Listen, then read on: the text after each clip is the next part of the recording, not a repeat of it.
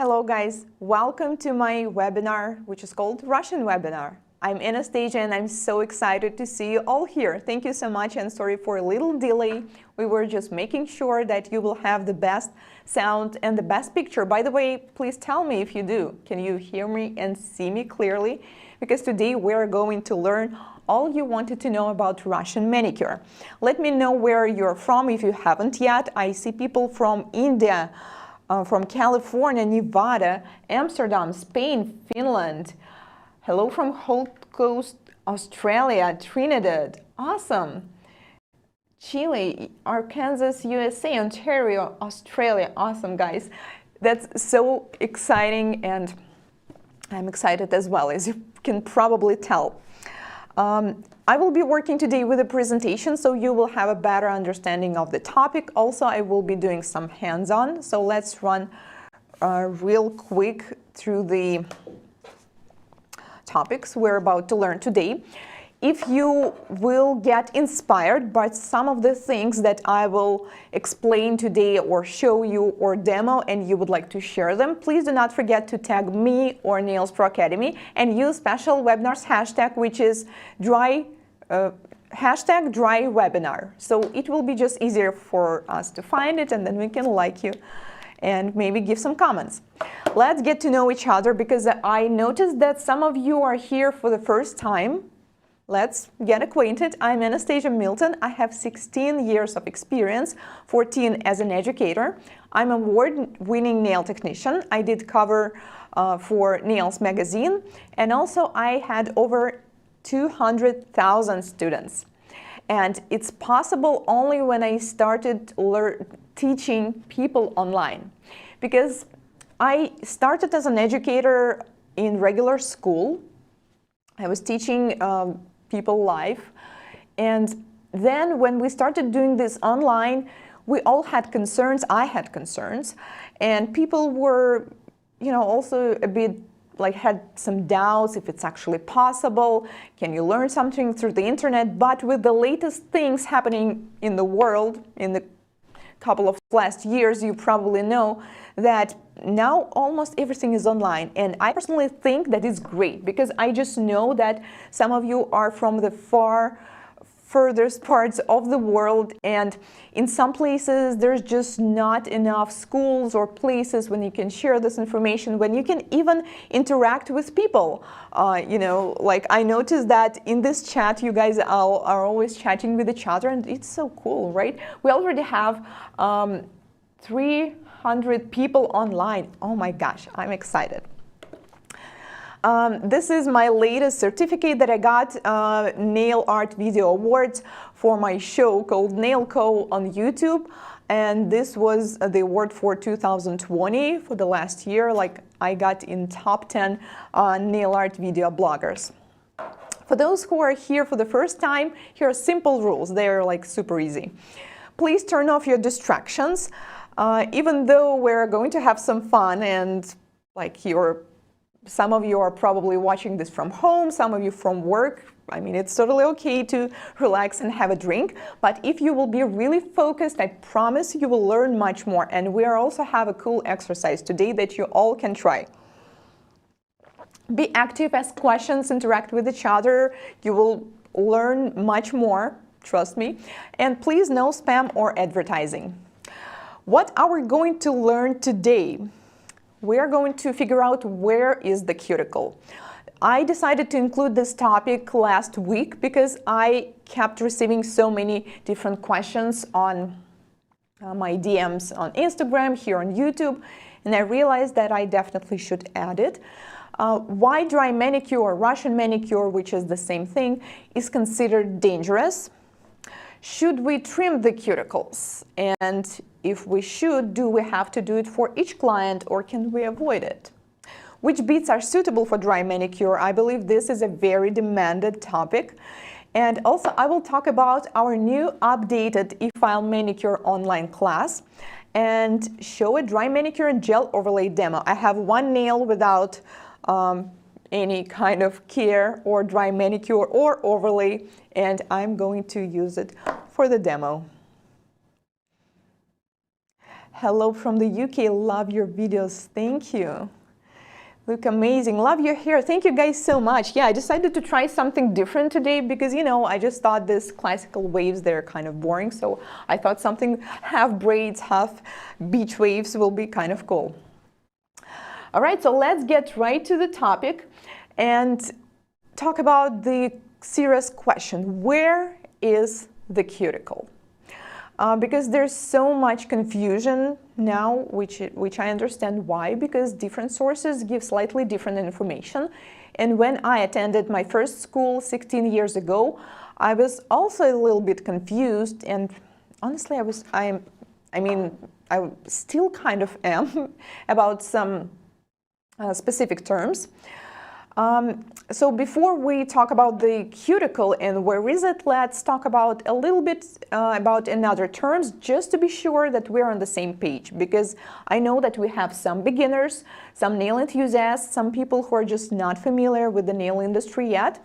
That's why let's quickly run through the basics.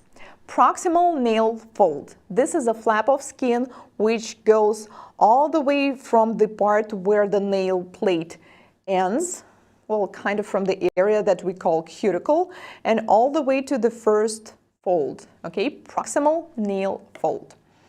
Then we have matrix, which is the root of the nail. This is where the nail cells are produced, and lunula, or also known as moon or half moon, is a visible part of the matrix. Some people have it, some people have it visible. Some people do not really have these moons. Most of the time you have it on your thumbs, and if you are right-handed, then usually you will have a slightly bigger moon on your right hand, but not necessarily. And then we have the free edge, which is white part of the nail, and it's not connected to the nail bed, which means you can file it, you can trim it, and it's not going to hurt because free edge is already not connected to the nail bed. And if we will take a look a little bit inside the nail, then we also see the nail plate, which is what we refer to as nail itself. And then we have a nail bed, which is underneath the nail. And, well, then we have a bone. Guys, if you're experiencing any kind of troubles with the stream, just refresh the page and I'm supposed to be back. All right, so here's the picture, and I would like to ask you first, where is the cuticle? Let me know where is it located on this picture, because I just really want to know how much confusion is there now. Are you guys familiar with the terms? Or maybe you've been taught differently like I was. Just let me know, what do you usually refer when you talk with your clients or when you explain something, let's say to your colleague or your friends. Like, where do you see the cuticle?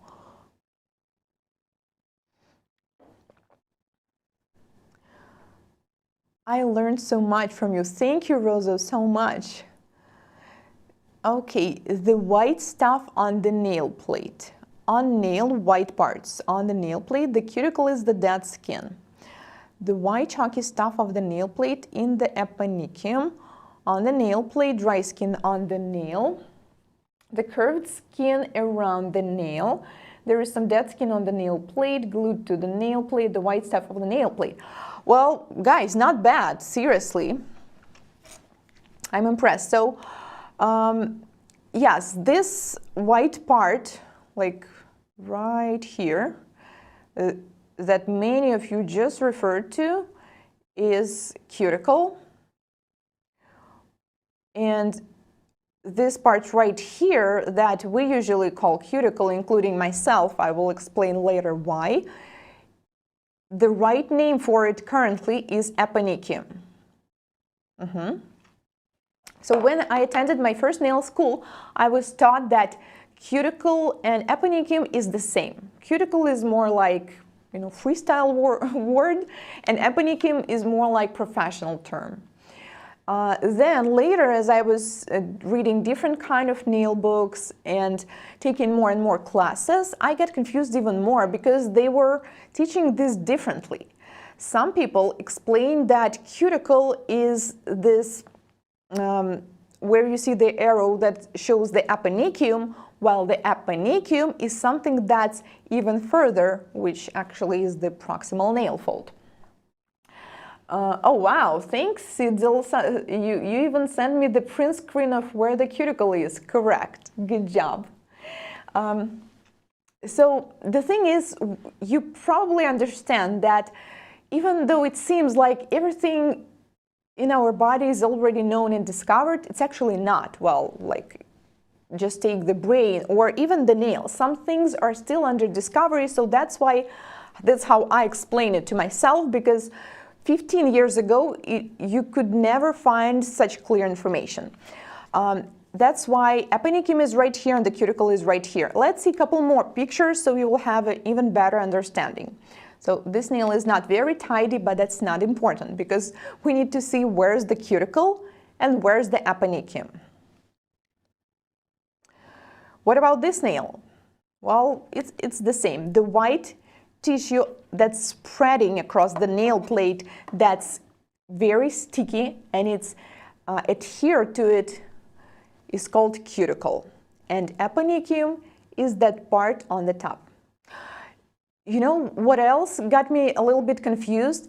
I clearly remember the article. Unfortunately, I do not remember the author that I read, where they explained that actually cuticle has layers, just like skin. So whenever the cuticle grows, some part of it is spreading across the nail plate, and some parts are just making a U-turn and go up all the way to the aponicum. So I believe that for quite a while. So like I said, with the latest information, this is aponicum and this is cuticle right now for today. I don't know, maybe after 5 years there will be more research and we will have slightly different understanding and terms. That's why it's so important to keep learning, reading, and analyzing information. One more. Sometimes it's not that obvious. On the previous pictures, I showed you pretty obvious examples, right? When we can see the cuticle right away. But sometimes it's like that. So what about this one? Where is the cuticle here? Well, it's right there. You just can barely see it. Sometimes it's not really whitish, sometimes it's just clear, and it seems like it's not there. But once you start pushing it back with a pusher or with the orange wood stick, it is actually there. And then we have an aponicum. Deborah is saying some use the term pterygium, which is incorrect. This is an abnormal nail condition. Thank you so much for this comment, because yes, I didn't mention it because I believe this term is not that popular among English-speaking audience, I believe. But in Russia, yes, this term is still used in nail schools, in nail courses, and many people, including nail educators, still refer to pterygium as what is actually the cuticle. So please do not get confused.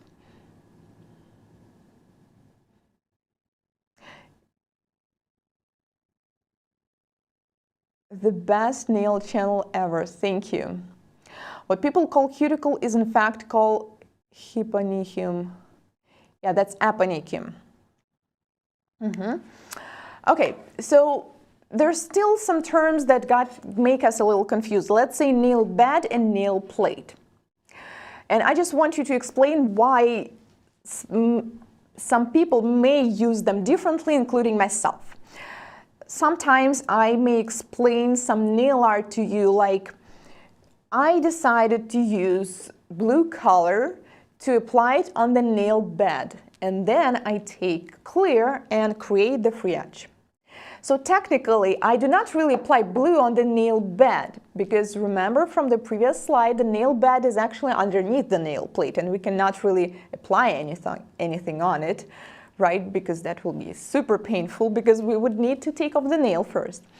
But what I mean by saying that is this is nail bed area, right? Which is the pink part of the nail, and then we have the nail, the free edge, which is the white part of the nail. Okay, so technically it's also incorrect to say that we apply something on the nail bed, because actually we apply it on the nail plate.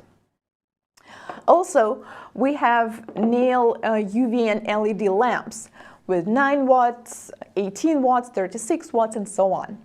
And also, if we actually take a look on how the wattage and the power is considered, it's not going to subtract. So if we have one bulb, which is 9 watts, and then we take another one, which is also 9, you will still have the power that it's actually 9 watts. But why will the product cure faster in the lamp with the 2 bulbs? Simply because there's more space is covered, right? There's the light going from the different directions, from the top, from one side, from the other, and that's why it happens faster. But it's not actually that that there's more power. I hope it makes sense. But still, everybody decided that we are going to call lamps with 2 bulbs, 18 watts, 36 with 4 bulbs, 8 watts, and so on. And eponychium and cuticle. So in my tutorials, I use this term as well. Sometimes I just may simply say, let's take an orange wood stick and push back the cuticles. Technically, we are pushing back cuticles and eponychium together, right? But, you know, just to make it shorter and simpler to understand, I just say push back the cuticles. All right, so what I'm saying is that the language that we use in social media and in the classroom is slightly different. I'm not saying that we're supposed to use incorrect terms, of course not, but it's just when we, you know, like if you're explaining something for a beginner, you always try to use a very simple words, right? To explain it using a do not use too many professional terms because it will be overwhelming and confusing.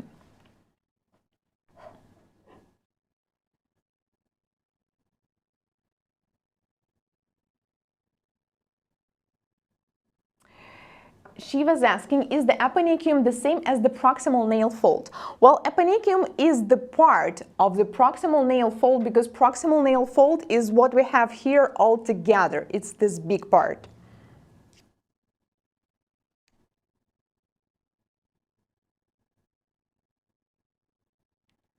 All right, now let's go to another serious topic. Should we trim the cuticles? So if you ask a question like this, should we trim the cuticles?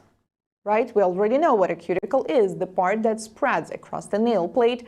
Then yes, this part should be removed, whether with the e-file, with a regular file, or just pushed back, because if you do not remove it, any kind of overlay, even the regular nail polish, will not adhere to it very well, and it's going to lift or chimp over time. So we definitely need to do it if you are going to do any kind of color application. Gel, polygel, acrylic, hard gel extensions, and even a regular nail polish. Some clients may want to have just a regular manicure without any color on top. In that case, we can avoid it. Okay, but what about trimming the eponychium? This question is really hard, I would say, because let's say it really depends on your goals and even in the country where you live.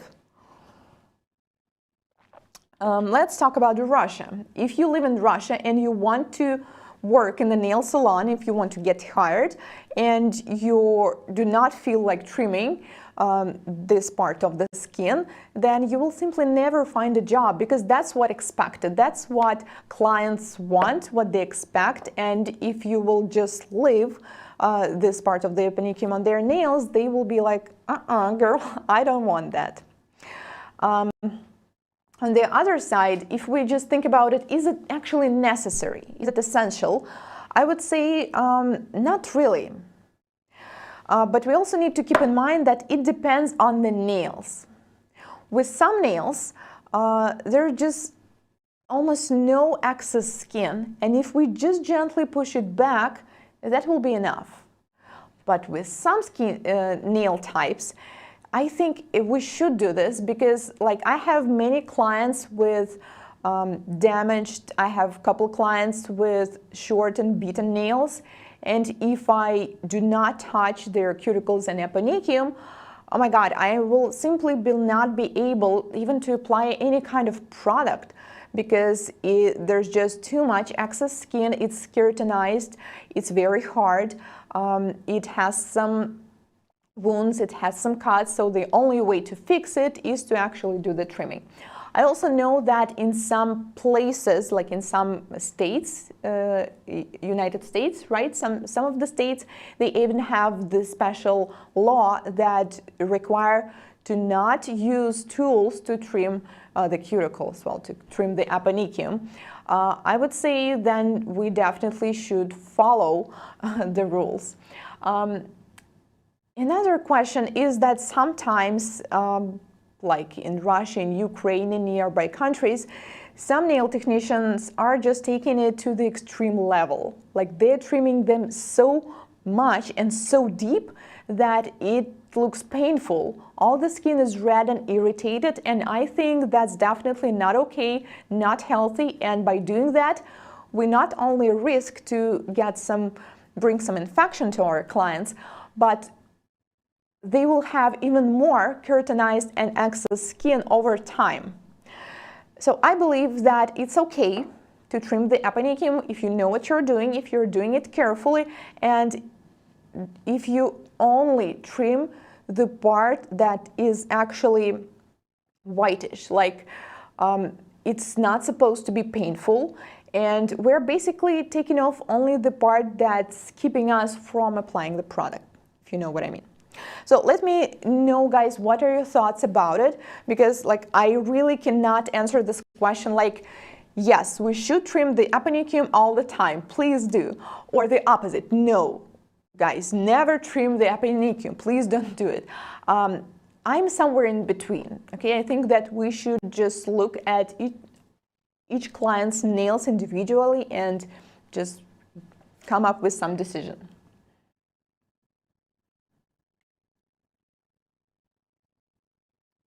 What is keratinized skin? New term for me. Nicole, keratinized skin means we usually have it on our elbows, you know, this part of the skin that's really hard, due to some friction, and it feels like harder than other parts of the skin. So it's very common to have keratinized skin on the sidewalls, especially for people who work a lot with their hands, let's say in the garden without using gloves. It's very common for men, especially who's likes playing with their car, let's say, so that's what it is. It's very common to have it on your toes. Also depends on the lifestyle, on the skin type and many other things, but I'm pretty sure you've seen something like that.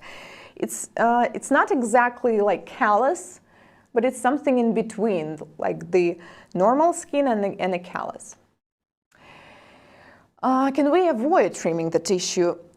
Yes, like I just said, with some skin types, it may look not just untidy, but also create obstacles for perfect product application. I was taught to not trim the eponychium in Belgium, but when I was studying in Vietnam, they would trim it.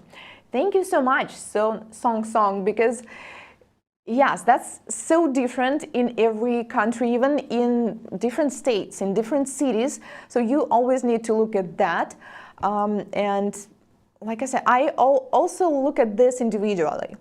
If a client will come to me and say, please do not touch or trim any parts of my skin, I would definitely say, okay, like whatever you wish.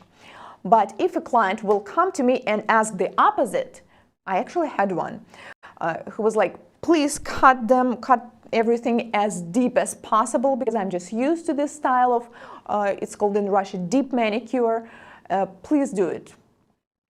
And I already see that her skin is red and irritated, and honestly, there's nothing really to trim, maybe just a little bit on the sides. And I just honestly told her, like, I'm sorry, but I cannot do this because that's just not the technique that I work with. And like deep in my heart, I just didn't feel comfortable doing that. It's like we're intentionally doing some harm to our client. And even if she's saying, no, it's okay, I like it, like that's exactly what I'm asking. I know, I just wasn't ready to do it. All right, so sometimes this is one example of how nails and skin can look after 5 weeks after manicure and overlay.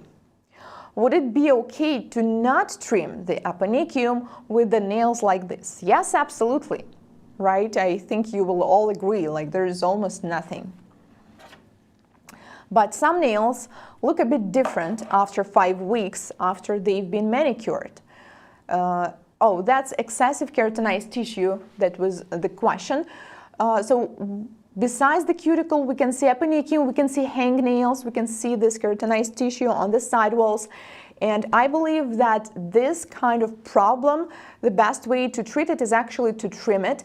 And I know it not just because I decided that I like this look better, but this is the client I've been working with. If you're like following my channel, you definitely know her. Her name is Anna. And once I did that, every time she comes back to me on time, you know, after 2 to 3 weeks, her skin looks so much better. Like originally when she first came, her skin had so many cuts, so many hangnails because she was biting not only her nails but also her skin. And she even shared it with me that once I did all this, you know, I not only trimmed the tissue, but I also buffed it with, you know, special buffing bit. So I made it all smooth.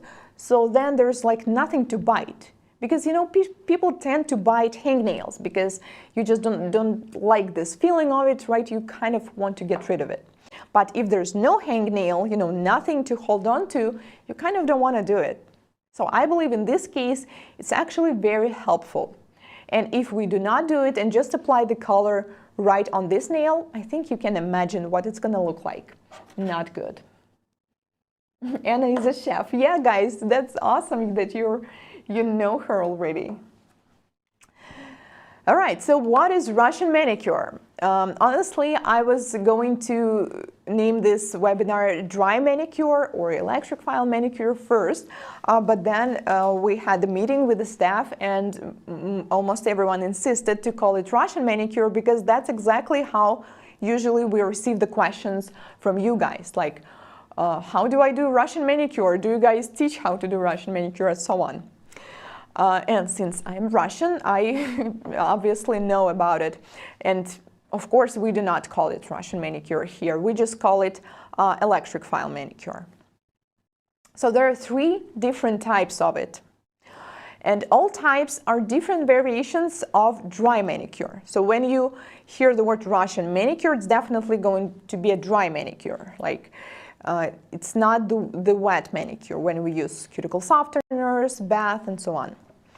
So they all require using electric nail file.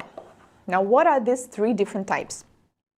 First one is the one that we call dry or electric file manicure or e-manicure. It includes nail prep, sidewalls prep, trimming the cuticle and the aponicum only by using electric nail file. Okay, so it's e-file only. And then we have another 2 types that are electric file manicure plus cutting tool or cutting implement that can be nippers or scissors. We push back the cuticles, the aponicum, the sidewalls with the e-file, and then we take scissors or nippers and trim the excess skin. And this is the 3rd type. And I just noticed that when people refer to Russian manicure, they refer to any of this type. So the previous one, we call it electric file manicure, and this one we call it combo manicure because it's like a combination of 2 techniques, electric file plus using a cutting implement.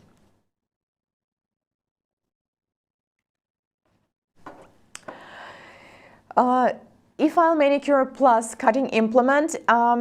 E-file is used for pushing up the cuticles, and nippers and scissors are used for trimming the cuticles and the aponicum. Which one is better? Which one should I pick? And which one is easier to learn? Well, I just created this table for you so you can compare them. So e-file only is an advanced technique, but it's really hard to use with clients who have hyperhidrosis. In case you don't know what it is, a hyperhidrosis is a state of over excessive sweat of hands and nails, or just hands. It's those clients who have oily type of nail plate, who have you take their hand and it feels like it's wet or something. Can we do e-file only manicure with this client? Yes, but it's going to be so hard that, I mean, I would definitely prefer just using scissors instead. Also, unfortunately, e-file only will not work for damaged or bleeding cuticles, and sometimes we have clients like that too. Because if the cuticle is already damaged, it's irritated or bleeding, it doesn't matter how advanced you are, how good you know the technique, how well you can feel the electric nail file. Once you start pressing on this cut, it's going to hurt even more. That's why for this kind of clients, it's better to use the second type, which is e-file plus scissors or nippers. This one is a little bit easier for beginners because you will trim the tissue with the implement, and I believe it's a bit easier. It's still advanced, you still need to learn it, but compared to e-file only, I think it's a little bit easier. That's, by the way, the one I'm going to show you today. The advantage of this one is it can be used for any skin and nail type, but it requires a good quality and sharp tools.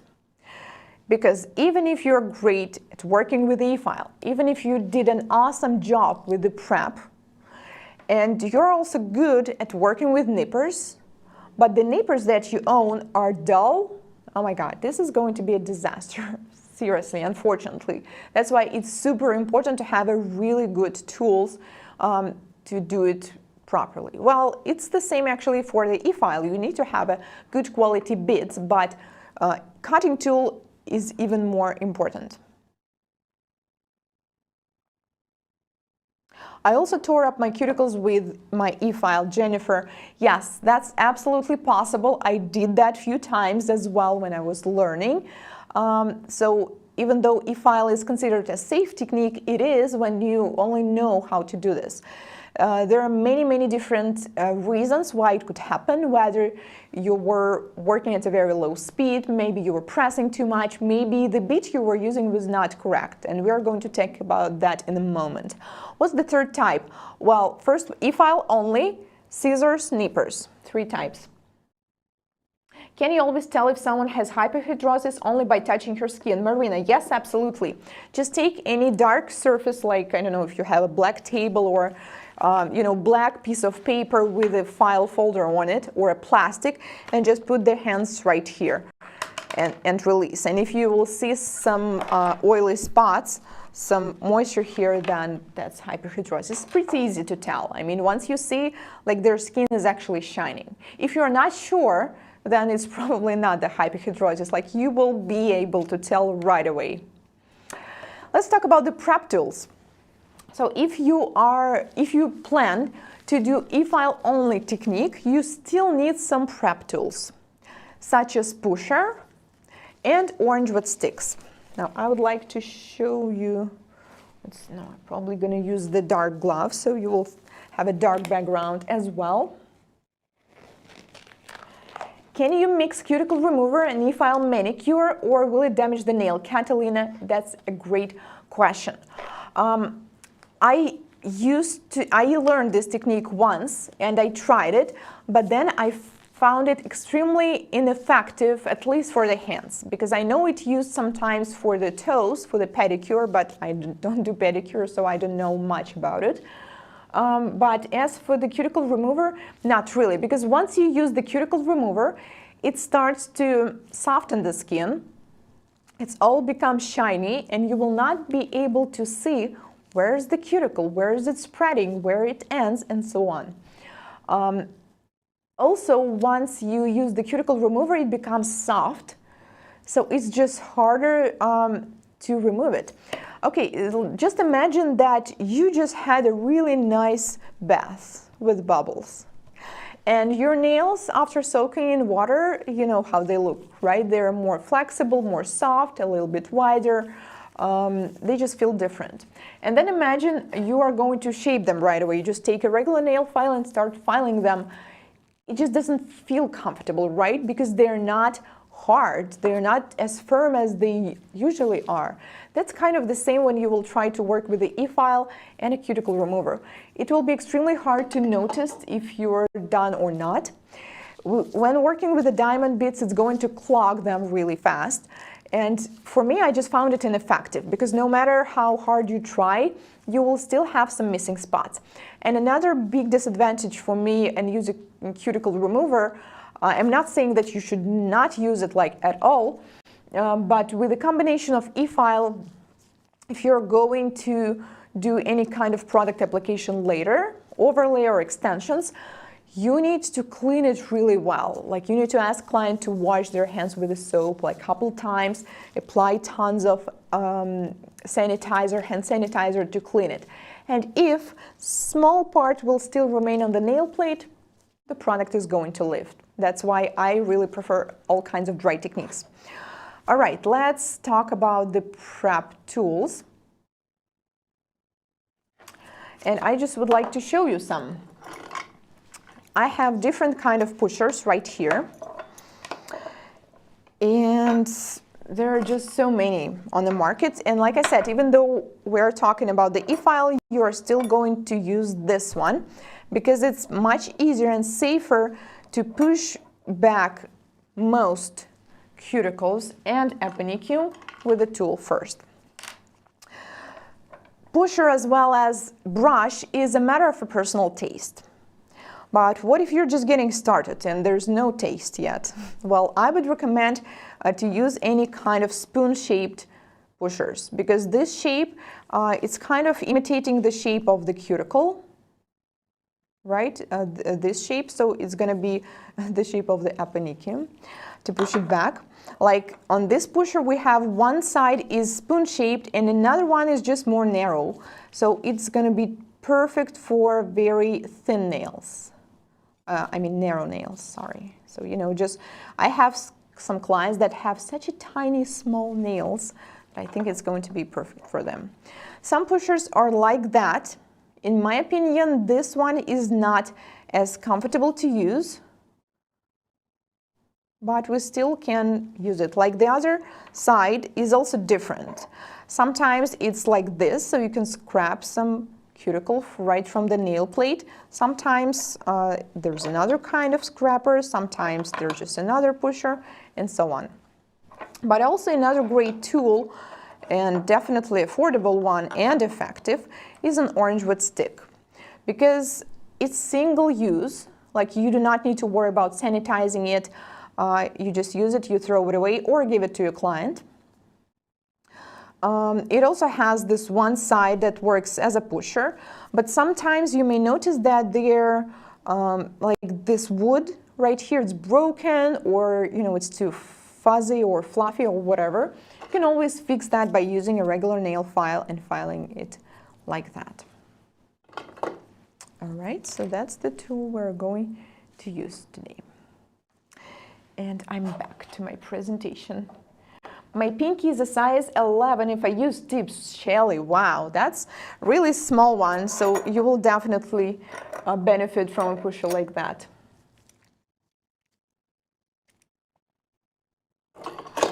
Allison, should you push cuticles back before removing polish?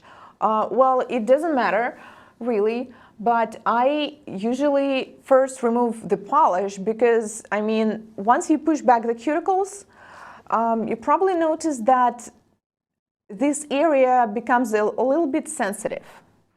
And if you use acetone, well, obviously that's what you use to take off the nail polish, it may feel a little bit sensitive depending on the client. So usually I would say it's just easier to remove nail polish first, but if you forgot, let's say accidentally, and you already pushed them back, no stress, just push them back first and remove the nail polish next.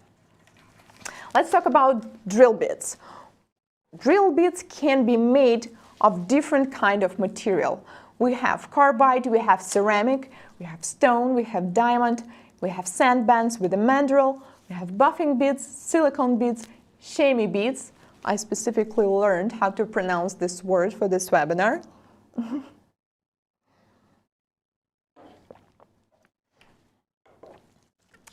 So which ones will work for dry manicure? Of course, diamond beads are the most popular beads to work with the dry manicure. This picture is just an example of how diamond beads look like, okay?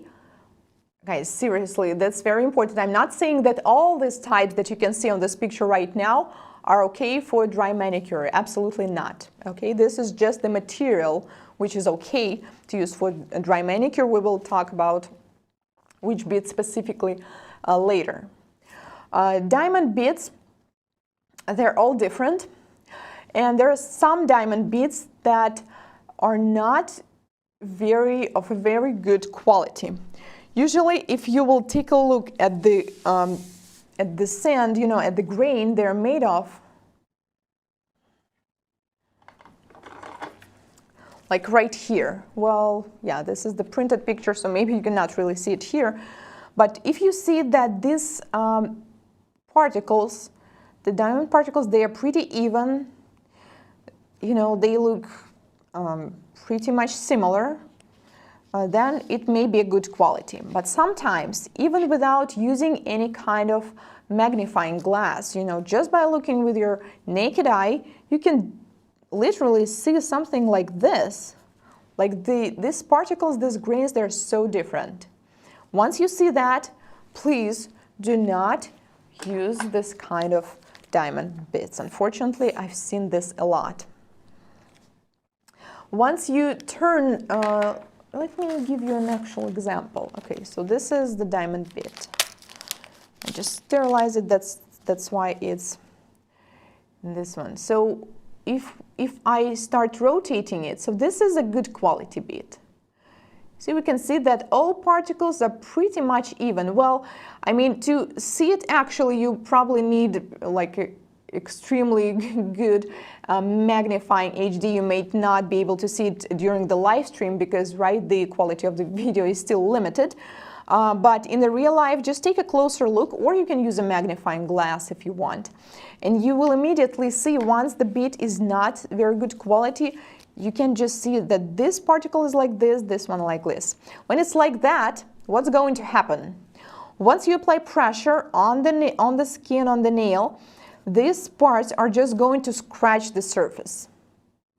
While right here we have nothing. Okay, but once the surface is even, the entire surface is going to work, and whether remove the cuticles or push them back or whatever we are intending to do. Then we have stone beads. These beads are also very good for Russian manicure, but one of disadvantages is they're pretty hard to find. There's not that much a variety of the shapes and sizes. It's pretty limited. And also, unlike diamond and any kind of metallic beads, these ones are made of stone, which is porous. So in order to properly sterilize it, you need to own whether a dry heat sterilizer or an autoclave. So if you do not own it, I may suggest you to not use it, or maybe if you are like using it only for yourself, then it's okay.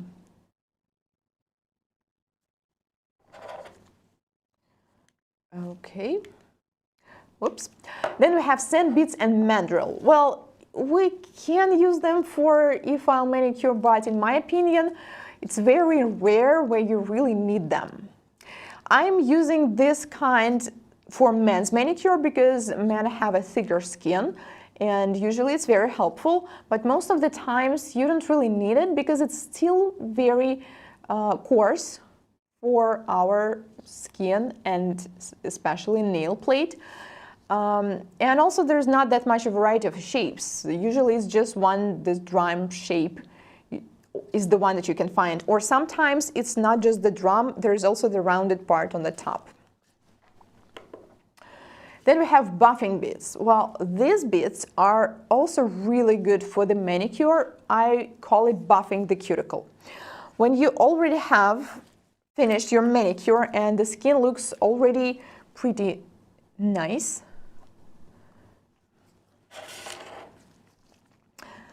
but you want this part to be even smoother, to be all nice and clean, then you can use the buffing bit. I believe, yeah, I have it here, to buff the cuticle. So the material they're made of, I believe it's kind of the same as stone, but it's very, very soft. It's almost impossible to overfile nail with it. Well, I mean, you still can, okay? There's nothing impossible like that. You can overfile it with a diamond bit as well. But it's very, very soft.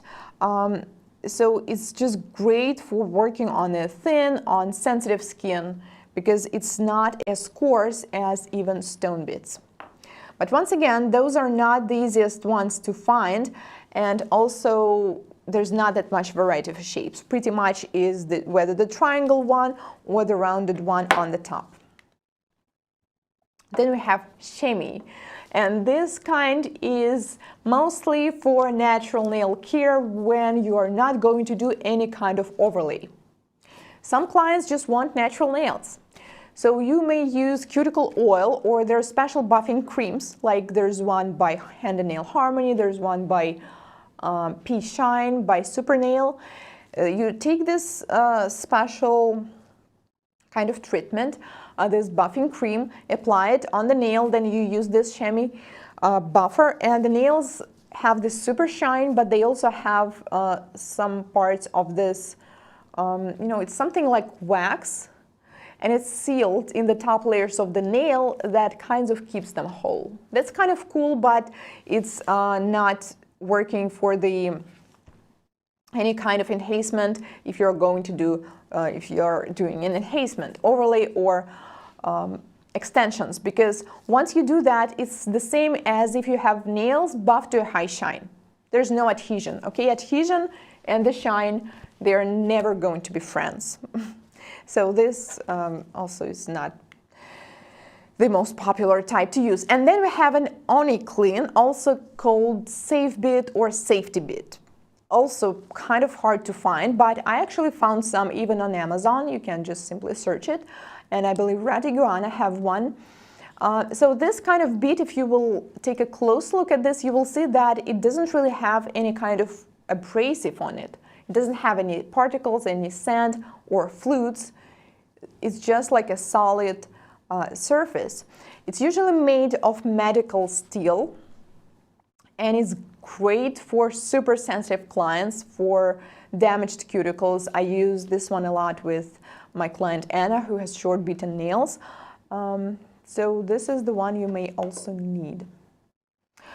So which ones will work for dry manicure? That's the summary. We just went through each of them. So we can use diamond, stone, sand beads, buffing beads. We can use Oni Clean or Safety Bit, which is made of medical steel. We can use silicone beads and chamois beads. Well, the most popular and the ones that we use most of the time is definitely diamond, because it's just easier to find it on the market. There's so many variety of shapes and abrasive marks, and that's why we use it more often than any other kind. So what about abrasive marks? If you will take a look at the bits, sometimes they have an abrasive mark that is like that. Sometimes it's a plastic part on the bottom, but it refers to the abrasive, which is kind of the same that we have on files, right? We have 100 grit files and we have 180 grit file. Which one is softer? 180, and 100 is more coarse compared to this one. And the same principle works with the bits, but we do not have numbers, we have just colors. So we have white, which is the softest, but pretty much you're not going to find it, so don't worry. Then we have yellow, which is super fine. Then we have red, which is medium fine or fine. Then we have blue, which is medium coarse, black, which is coarse, and double black is extra coarse. All these terms and words, they are all approximate, okay? Because what is super fine? what is fine. It's just, what you need to understand is that if you take blue drill bit from one manufacturer and red bit from the same manufacturer, then red is going to be softer. Okay, then blue is more coarse than red, definitely. But there's no like international standard. It doesn't mean that every single blue abrasive marked bit in the entire world will have exact the same particles. No, sometimes it may feel more coarse, sometimes it may feel softer. So which abrasive marks are okay for dry manicure? Yellow bits. These are very rare to find, so pretty much you cannot really find much shapes of them, but you can use them because it's soft. Red abrasive mark is the most common, the most popular, and the ones I use a lot for Russian manicure, so definitely look for this one. And then we have blue. Well, blue, in my opinion, should not be used too much. Use with caution, because blue is more coarse and, in my opinion, is suitable only for clients with really hard keratinized skin. It's good for men's manicure, and that's it. Because for most people, it will still be too coarse and it's super easy to overfile to damage it. If we go further, let's say black abrasive mark, then we have green, right? Then we have black abrasive mark. No, please do not use it. Like I found this picture, I believe, on Amazon of flame bit with a green abrasive mark, and the picture like they're intending to push back the aponicum. Please don't use it. Green is definitely too coarse for it. The only exception may be sometimes only for keratinized sidewalls, but only if they're like extremely keratinized, and also that's very rare. So pretty much you will not even need that. I would also like to give you a personal recommendation of what not to use. Please avoid using this. This is the set of diamond beads that usually come in this kind of box. I believe it's made in China, but I've seen them so much. I've seen some students taking it to their class. I've seen them, sometimes they come as the part of the e-file. I mean, they're included in the kit where you have an electric nail file and this kit. They're not a good quality, so I strongly recommend to not use them. And this kit also is not suitable for dry manicure. Like this one is probably the most popular kit ever that comes together with the electric nail file. And you know what's funny? I review electric files a lot, and I see it a lot. Electric nail file is okay, it's good, it's powerful, it's okay to use. But then I see this kit that I just, basically throw away. Well, I actually leave the sand bands. Sometimes I may use them for some things in art. But I mean, even from this picture, which is actually a bit grainy and not super high quality, but I can already see that these particles, they're not as even as they should be. So please do not use this one as well. All right, looks like it is time to have some fun. And as I will be taking a couple of your questions, I would like to ask you guys to grab a shower gel. Any shower gel will work, any flavor, because we're going to do one cool exercise. What about ceramic beads? Ceramic beads are great for product removal. But as today our topic is dry manicure, which we refer to working on the skin and natural nail plate, then no, ceramic bead is too coarse for it. I saw you use the only for diabetics from your previous video. Yes, Deborah, thank you. Actually, well, I do not have experience with diabetic clients, but that's exactly what this bead was designed for originally. So yes, it definitely works. When do you use double black? Marina, well, you can use it sometimes for product removal, but not with a diamond, with a carbide bead of acrylic nails, if they're like extremely thick. But the most common use for it is for pedicure. I do not recommend using it for nails. All right, let's do the shower exercise. For this exercise, you are going to need shower gel, or shampoo will work, by the way. Shampoo will work as well. And then you can use, there are different options. You may use whether an orange wood stick, or you can also use your favorite pusher. So it's up to you, okay?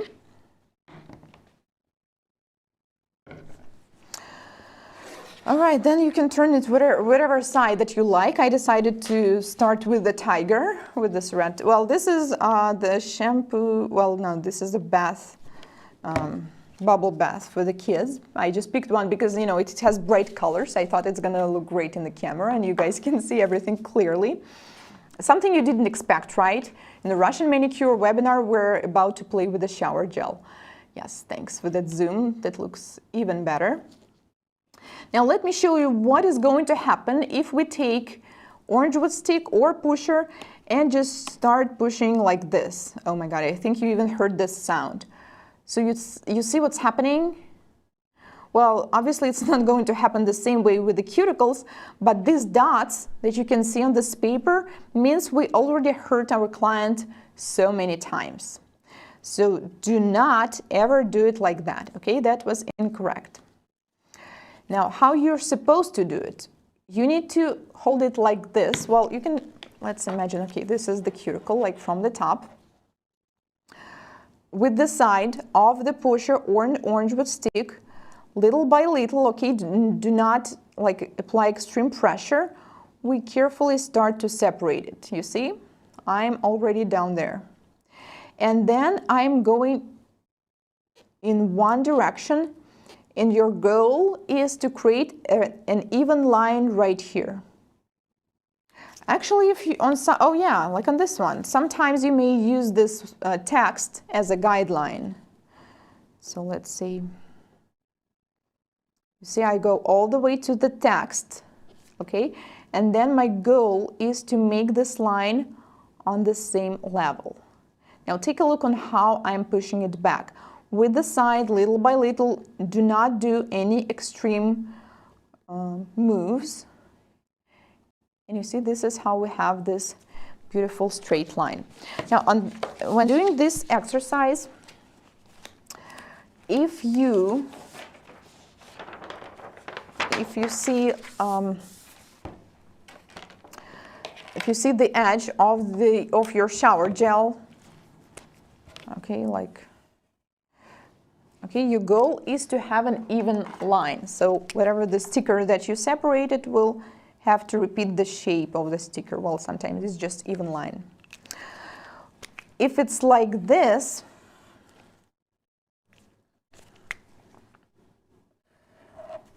it's not correct, even though it looks like a cuticle shape. But no, your goal is to learn how to do it straight.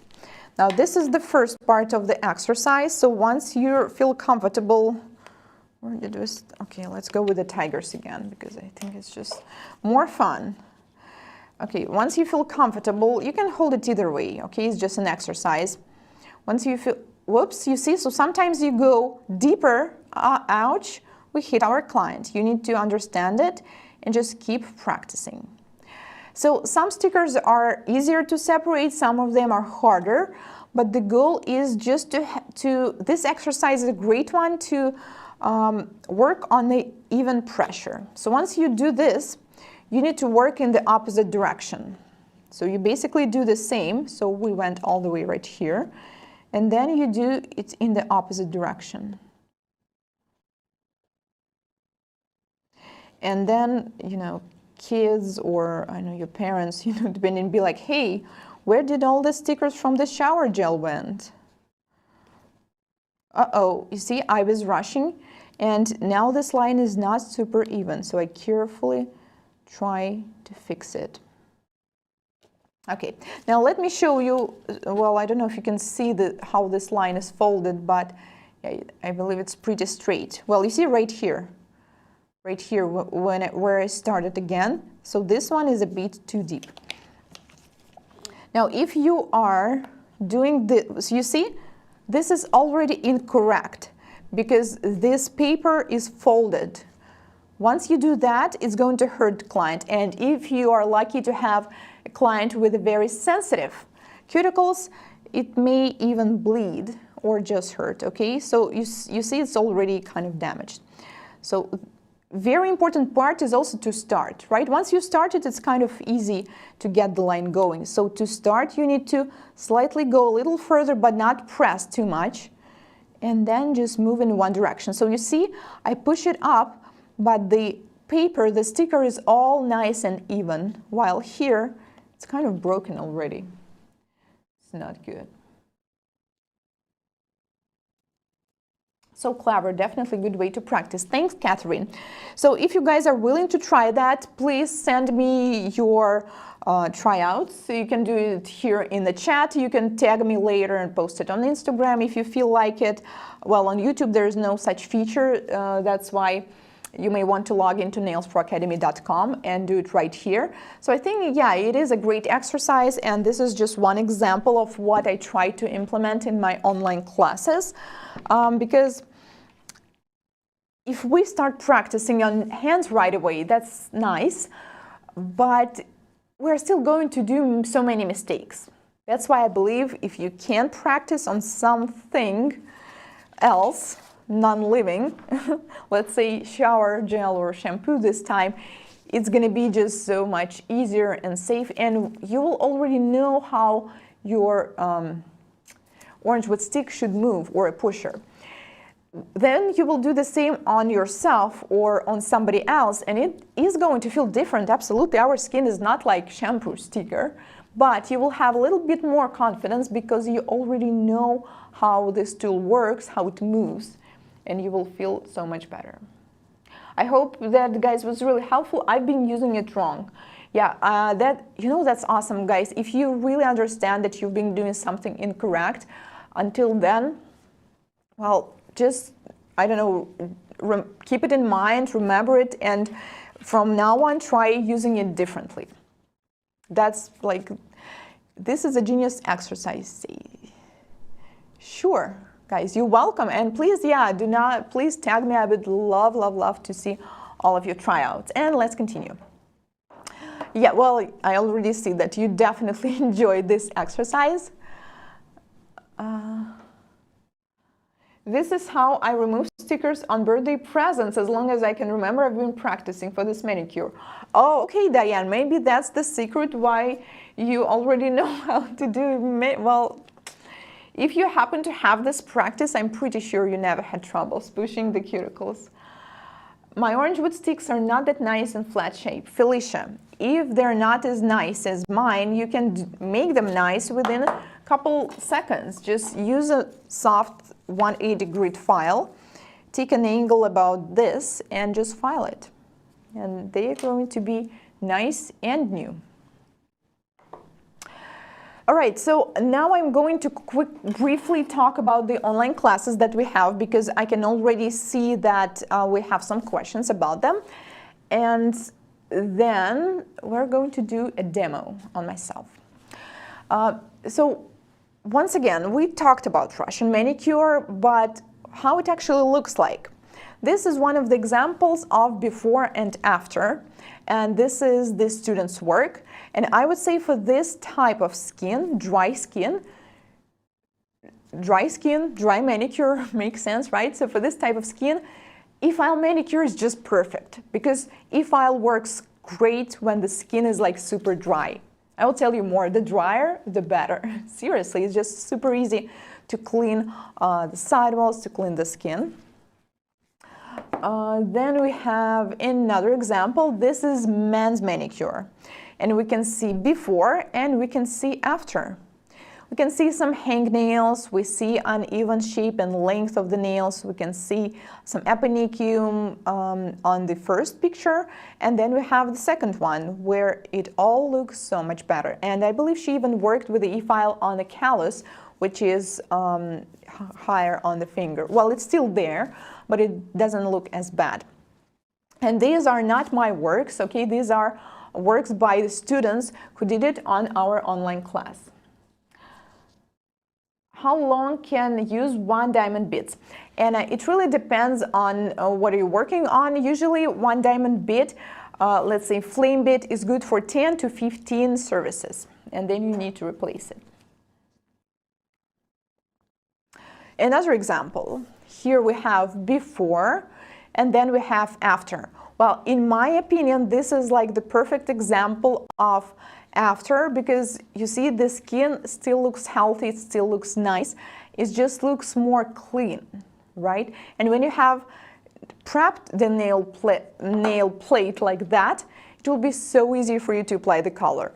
That's why when people ask me, Anastasia, how do you apply color so close to the cuticle? How do you not flood it? What's the secret? The secret is clean, dry manicure. Because it doesn't matter how good you are at applying color or what gel polish you use, which brush do you use. If you didn't clean the sidewalls, the cuticles, the aponicum well enough, the color is still going to be there.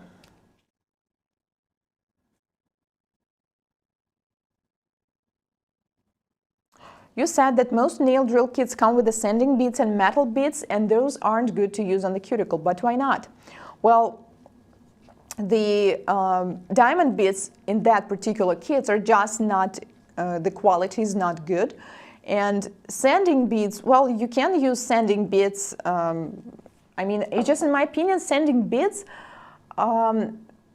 even if you use them at a low speed, they're still going to file too much from the nail plate. So if you want to prep the nail plate, let's say take off the surface shine, it is better to do it manually with a hand file. But if you're using for something else, shaping or creating this pastel colors with colored chalks, I mean, definitely. Okay. So we have online course which is called Electric File Manicure, which is the same as dry manicure. And then we have a class that we launched last year, eFile 101. The difference between them is that the first one is fully dedicated to how to work with the skin, how to do manicure, and eFile 101 is working with eFile in general. Product removal, acrylic and gel fills, we talk a lot about ceramic and carbide beads. So if you're just getting started with eFile and have no idea what it is, eFile 101 is definitely easier one to start with, and then you may proceed to Electric File Manicure. So Electric File Manicure includes natural nail anatomy, disinfection, sterilization, different skin types and how to work with them, men's manicure, manicure on damaged nails, regular thin skin, and so on. While eFile 101 is more like a basic one dedicated to eFile. We're talking about how to pick eFile, all you need to know about rotation speed, how to remove product on yourself and on your clients, simple fill, advanced fill, how to take care of your nail drill bits, and basic nail prep for extensions. So we will have 2 packages. I will explain what includes which bonuses you can get on this webinar later, at the end of the webinar before the giveaway. But I just wanted to show it to you right now already, so you will just have an idea of what we have to offer today. So we will have 2 packages. First one is professional package, and it's called professional because it's for nail technicians or enthusiasts who are already familiar with the basics. You already know how to do gel overlay, you already know how to do traditional wet manicure, or you just have no interest in it, while beginner package includes more classes. They both include Electric File Manicure and eFile 101, while beginner package also includes Manicure 101, which is class for beginners. It includes gel manicure class, how to get started marathon, nail pictures for Instagram, and it gives you access for 1 year. While the professional package has access 6 months, but it includes less classes. And they both will give you continuing education units. If you're in the US, it may be valuable for you. So they both include Electric File Manicure, eFile 101. They also include a nail drill bits mini book. This is an e-book, so you will need to whether use it electronically or you can print it just like me. It includes all the basic information about the bits, how to take care of them, how to disinfect them. You will also have a live orientation class with me. We already have it at the beginning of each class, where I will introduce you to our school, explain how it works, how to take classes, and so on. You will have live teacher-graded assignments, certificate of completion for each class, not just one, and lifetime access to international students chat. I know that we have some students of ours today here on the webinar, and I know that some of you guys are already there. So why dry manicure? I'm not saying that other kinds of manicure, such as traditional wet manicure, is bad. No, definitely not. That's just another kind. But for me personally, dry manicure works better just because most of my clients, most of the nails I'm working with, I'm doing extensions.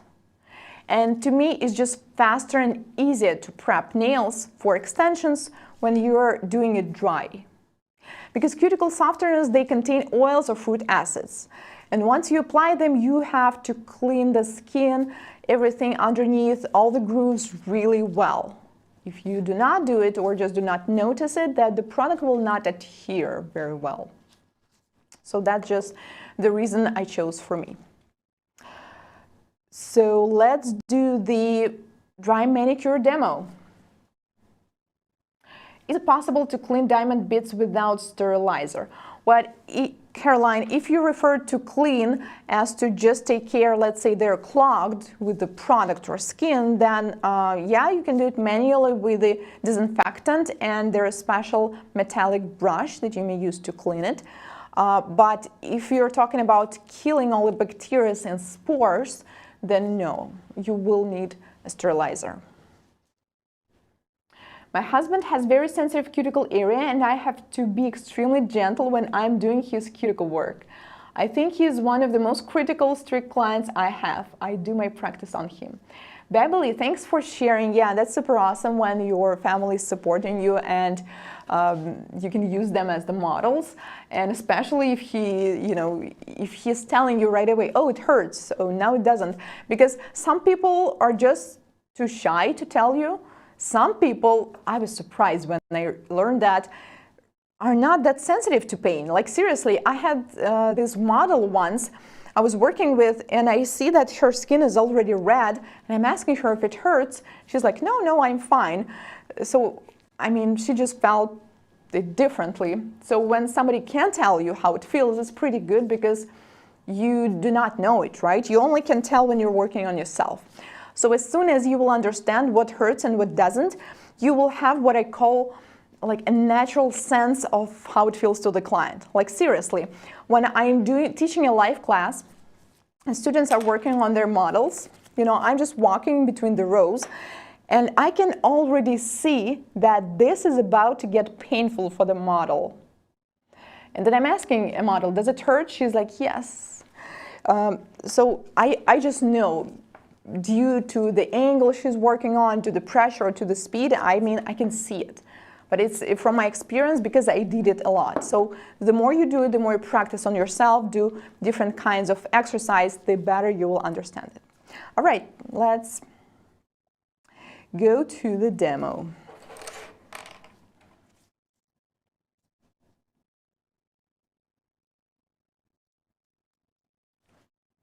Hello Anastasia, thank you for this class. When you're using a cuticle pusher instead of orange wood stick, how do you know if you're pushing cuticle or scraping the nail bed? Well, you will see it. You will see the actual scratches on your nail bed. Well, today I'm going to use an orange wood stick on myself. Now let's remember the shower gel exercise. And using that knowledge, you see, I'm using the side of I'm not doing this. If you're going to do this, it's not going to end well. And now we see the cuticle, and then we see the aponicum. So the goal is simply to separate the part that's sticking and spreading across the nail plate a little bit, and that's it, okay? Our goal is not to go halfway, like deep down there, of course not. You see, just simply like this, that's enough. That's all we need, like seriously. Sometimes some people have an eponychium that will go all the way up here. If it's like that, then you do the same, but not do it with one stroke. Just carefully, little by little, first, second time, third time, until you push it back, and then it might be, a big flap of the skin right here, which we're going to work on later. Okay, so this is the first step. I recommend you to do this even if you're using e-file. Can we do this without pushing back with orange wood stick or a pusher? Can I just use e-file and go right away? Yes, but you have to be like super professional for that. Like seriously, I do it very rare. Like some people have eponychium that is already kind of looks like this, like it's already not sticking to the nail plate. That may be the only time when it's okay to use it like that. But it's just easier and safer, because if you can do technically the same with the e-file, but by doing that we will still do more friction and there's just more chance to overfile the nail plate. Okay, once again, I'm not saying it's not possible, it definitely is, but if you're getting started, I would not recommend doing this. All right, and we are going to use a flame bit with red abrasive mark. And sharing, I always ask clients, how do you feel? Please let me know your feeling. Exactly, yeah, that's what I also do to my clients, to my models. I just tell them, if it hurts or feels uncomfortable, just please shout, okay? Do not be shy.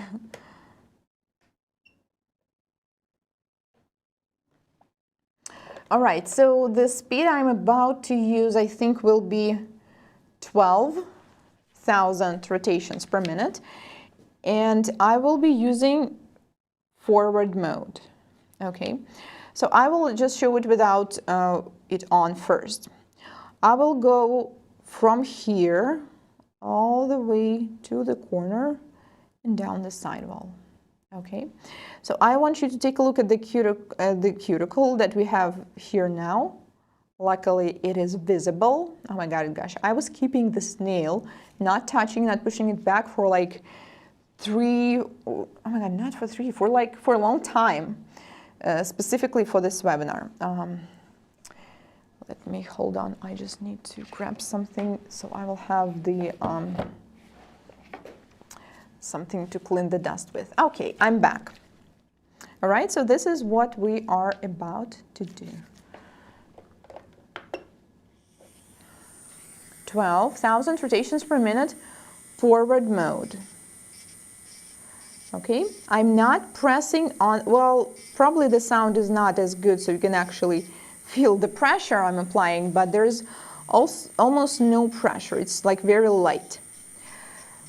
It is okay to apply a little pressure on the skin, like right here, okay, but not to the nail plate.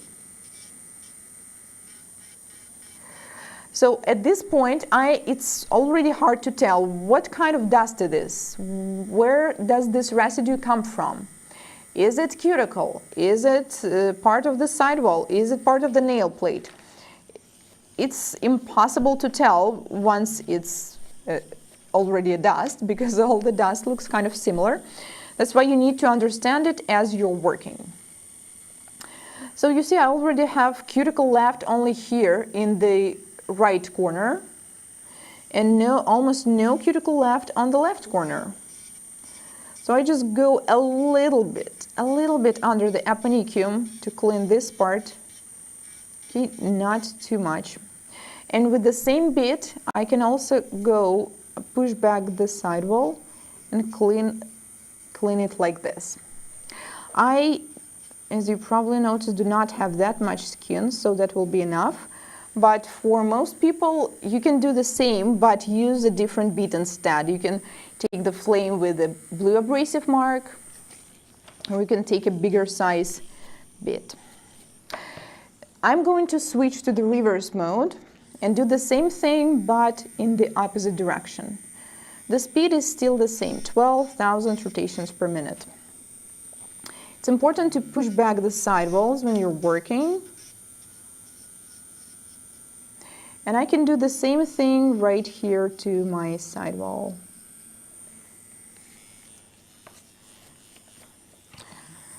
We have still a little bit cuticle right here. So you see, this method is really fast and convenient, and to me is just so fast, you know, and nice for prep before I'm doing extensions or overlay.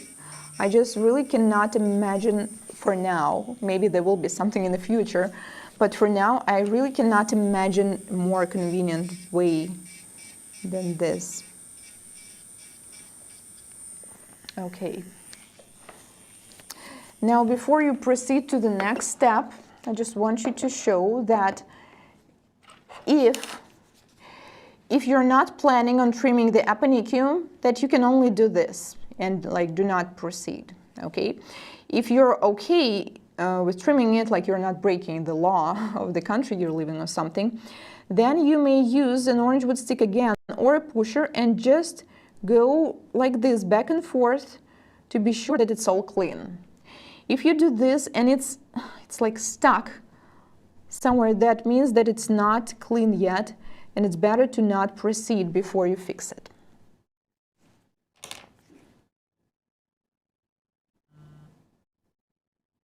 I've been told to use 5,000 to 7,000 rotations per minute. I'm confused.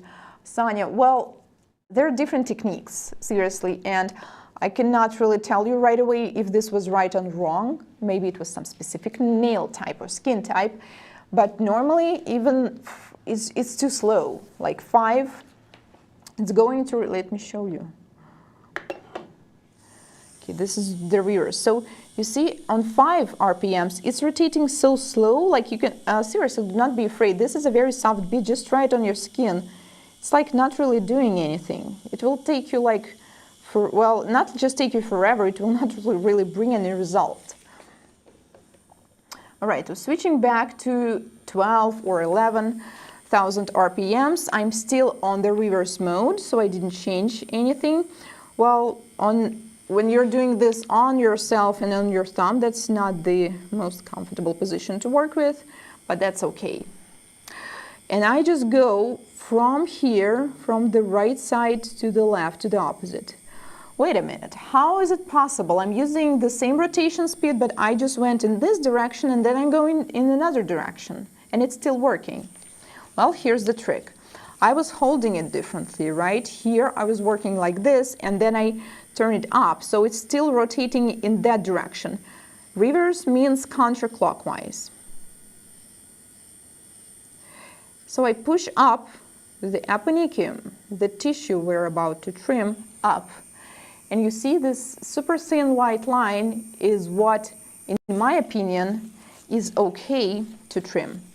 Now once you push it up and you notice that it's still not fully clean underneath it, then you may slightly repeat this step. But keep in mind, no part of dry manicure or any manicure or any nail service should not be painful. If you feel pain, you're doing something wrong, whether you're pressing too much, whether the speed is too fast or usually too slow. Okay, well, looks so much better. So you see, we can already see this pink part underneath. That's what we're going to have at the end. Then we have this white line of the tissue we're about to trim. And then we have, again, our pink or beige, I don't know what's my shade of my skin, but that's what we're going to have afterwards. If you do not see it like that, if you see the nail plate and then there's white tissue all the way on the top, you will not be able to trim it safely. It will be super hard. And by trimming, it's all the same, whether you're about to use a drill bit or nippers or scissors. So let's use, I don't know, I have few types of, well, I personally do not work with nippers. I cannot really explain why. I don't know, I just don't like this tool. That's just a matter of personal preference. Okay? I'm not saying that it's not correct or something. It's just my personal thoughts. Okay, well, actually, if I do it with these scissors, it's gonna happen too fast. So You see the blades, they're just very long. I love working with this kind, but when I do it, there's going to be basically just 2 moves. So since I'm doing a tutorial and I want to explain a bit more to you guys, let's take another one. I have this one, the fancy one with the rhinestone, and these ones are my personal. I do not use them for anyone else.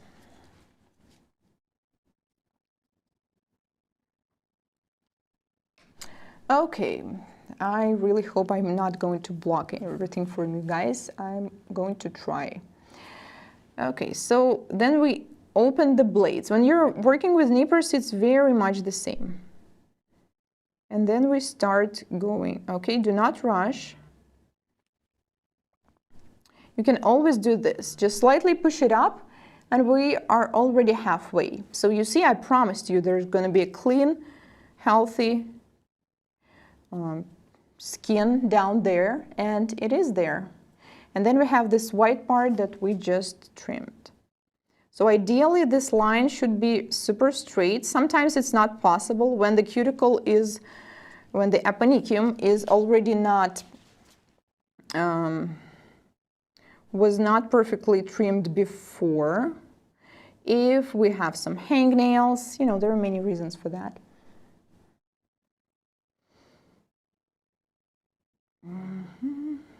So the reason I'm working slowly now is that you guys can see every single step. In real life, it happens way faster. And then we can take a look again. And if you notice some imperfections, and once again, I will repeat it, you have a sharp tool, then you can repeat it. And ta-da! That's it. The next step is optional, but I will show you it as well, is what I call buffing the cuticle. Like I said, I don't really think I personally need it, but if we do it, it's not going to look worse.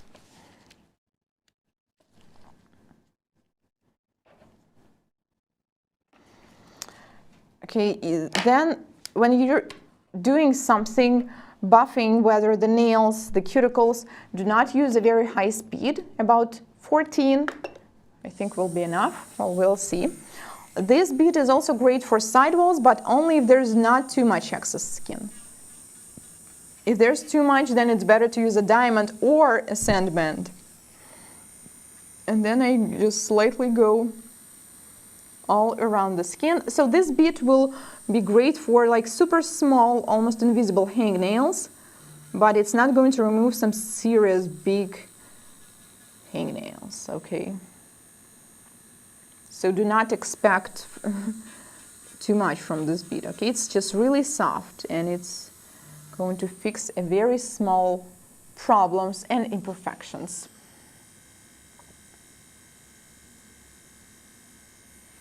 You want to trim the cuticles until or after filing extensions. Felicia, I actually like your question very much, and I even switched myself to reply to it. It doesn't matter. It varies. I personally do it both ways. Let's say if I see that a client has very thin and sensitive skin, it's kind of irritated, and I know it may even hurt if I press too much, I will definitely push up the cuticles and the aponicum. Then I will do the product application and the filing, and then only before applying the color, I'm going to trim the skin. But if the skin is okay, if it's dry, not that many problems, just a regular skin, like I do it on myself, I will do all of it right away, you know, trim the cuticles, trim the aponicum, clean it all, and then I'm going to start doing extensions. So it varies. But for beginner, the first way it will be probably a bit easier. Now let's do the apply some gel on it, because we have some more things in our program, guys. I hope you have not forget that we actually have also I will share a couple more tips with you. I will share more information about the packages that we have and how you can take part in our online classes. Also, we will have a giveaway, so you'll have a chance to win one of our classes. So if you're watching from YouTube only at this moment, you still have time to log in through nailsproacademy.com. You can find this link in the description box, and that way you can take part in a giveaway, because we will be picking comments only from the section on our website, all right? And then we'll have a Q&A session, and I will reply to your questions, because I just noticed that as I go further with the topic, the questions are different. So I'm pretty sure that some things I'm already covering that you were about to ask. Now let's get back to our tutorial. And I'm just going to apply color, okay? We're not going to do anything extreme today or too complicated, because that will be obviously an information overload for you guys. But I just wanted to show you how easy it is to apply the color once you did dry manicure. Can you also use a ball bead instead of scissors? Yes. The prep will be very simple, nothing unusual here. Dehydrator. If you've been watching my YouTube tutorials, you definitely already know it by heart, what we should do next. Let me check if you do. What do we apply after dehydrator? Well, I'm doing gel overlay, and oh my God, this, I hit it like basically 20 minutes before the webinar as I was moving my bags, so. Well, luckily it's not a crack yet, but it may turn into one.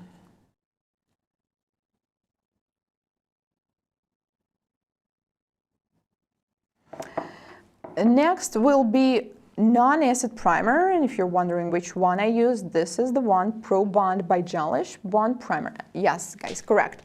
If I would do extensions, I will apply it on the entire nail. If overlay, then I think it's enough to apply it only on the free edge, because near the cuticle, the adhesion is already pretty good. As I was talking, I applied obviously too much of nail primer, and if it happens, no worries, just take a lint-free wipe and carefully clean the excess. Much better now.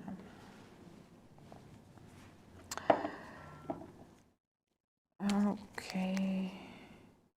The base I'm going to use is one of my favorite. It's Gel Base Cuba Gelfinity.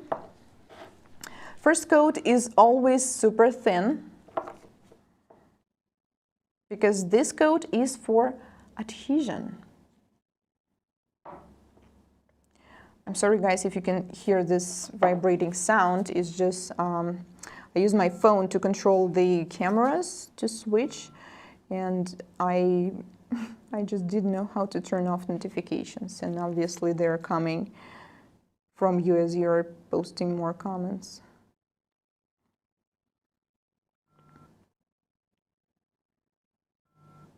Well, I didn't do the shaping because I already did that before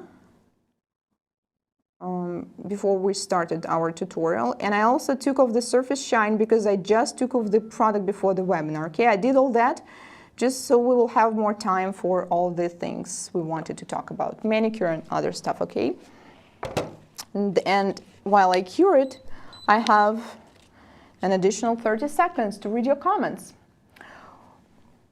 And okay, that's me on the big screen. Doing my non-dominant thumb. Jalisa, good job, good luck, and we look forward to seeing it. You're the best teacher. Thank you so much, Kyla. What are your thoughts on scrubbing in the base coat? Omnia, my thoughts are very positive, because whoever invented this technique and said you're supposed to scrub the base coat in was genius, because once you scrub, the coat is going to be thin anyways, and that's exactly what kind of coat we expect from the base coat. So yes, absolutely you can use it. So can we use just a regular base coat for gel overlay, like a base that is not meant for overlay? You can use gel polish or soak off base coat for hard gel overlay, yes, or extensions.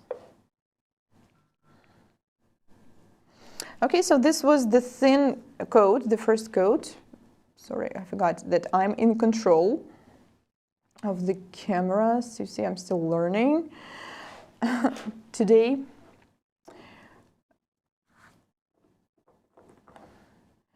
Okay, well, next step is also optional, but as I just hit my nail, then I have some imperfections here. As you can see, it's not like super smooth.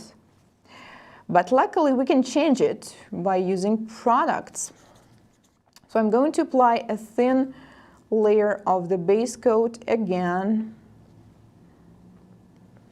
But this time, I'm not going to cure it. Sorry if I block it a little bit. I'm just doing my best to give you guys the best views and the information, and also to, you know, get like a decent overlay. And then I'm going to take a little bit more. Now I will be explaining everything a bit quicker because, you know, the gel is going to move and I obviously cannot freeze it. So I will have to get back to the lamp pretty soon. So I just take a slightly bigger drop, place it right here, go all the way down. Now with some base coats, this may cause heat spikes, so be careful with that. Do not apply too much. However, with clients with very thin or damaged nails, it's pretty much going to happen anyway, so you may want to apply second coat or use a hard gel because they usually have less heat spikes. Now the surface is so much better. If it took you too long, you can also do this. Just turn your hand around and let the gravity help you a little bit. Let me quickly check if it's okay. Perfect. And cure. And as I'm curing, I return to the big camera. Oh my goodness. Yes, I return to it. I noticed Europe has a lot more nails, schools for nails. Okay, I guess that was some part of the previous discussion I didn't notice. Let me see what's going on here. This webinar is awesome, learning so much. Thank you. You're very welcome, Sarah, and thank you guys all for your kind comments. Sometimes during the webinar, I'm just not able to read all of your comments because I'm super excited to see that, but oh my God, we have 500 people online. I'm touched. I'm sorry. Okay. So that's why I'm just physically may not be able to read them all now. But once we will be done, they're all recorded. I always just lay down or sit down and read them. So just be sure I'm going to read all your warm comments or questions. And we're back. Okay, which camera was that? Oh my God. By the end of the webinar, I will be going to the right one. Well, I acted like a very bad client and touched it a little bit, but that's fine because you see, I touched it when the nail was already cured. So it was the sticky layer that moved a little bit, which is fine. So one of the tips, if you're experiencing the color is flooding the sidewalls or the cuticle area, is to take off the sticky layer. And yes, it's okay. No, it's not going to prevent you from a good adhesion because sticky layer is not what actually sticking two surfaces together. It's the product.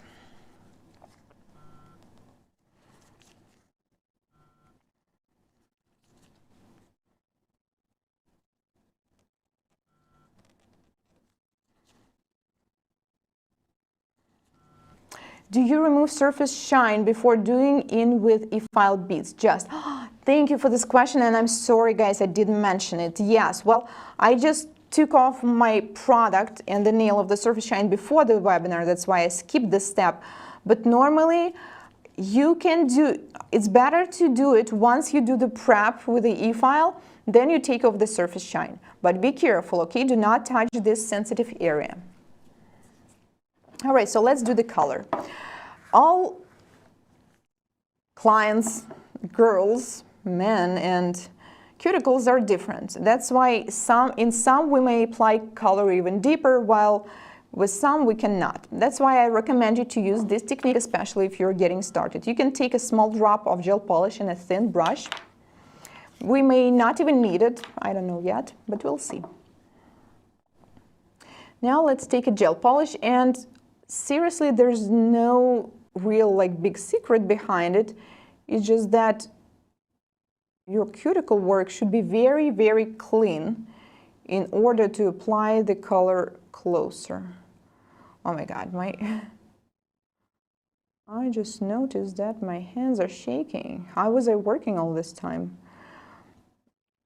with them? So first coat, it's okay if it's a little thin or transparent, because usually with the second one, we are going to cover all that.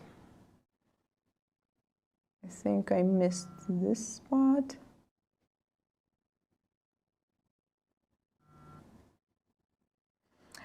Uh-oh, and a little error right here. Well, that's why orange wood stick is such a great tool.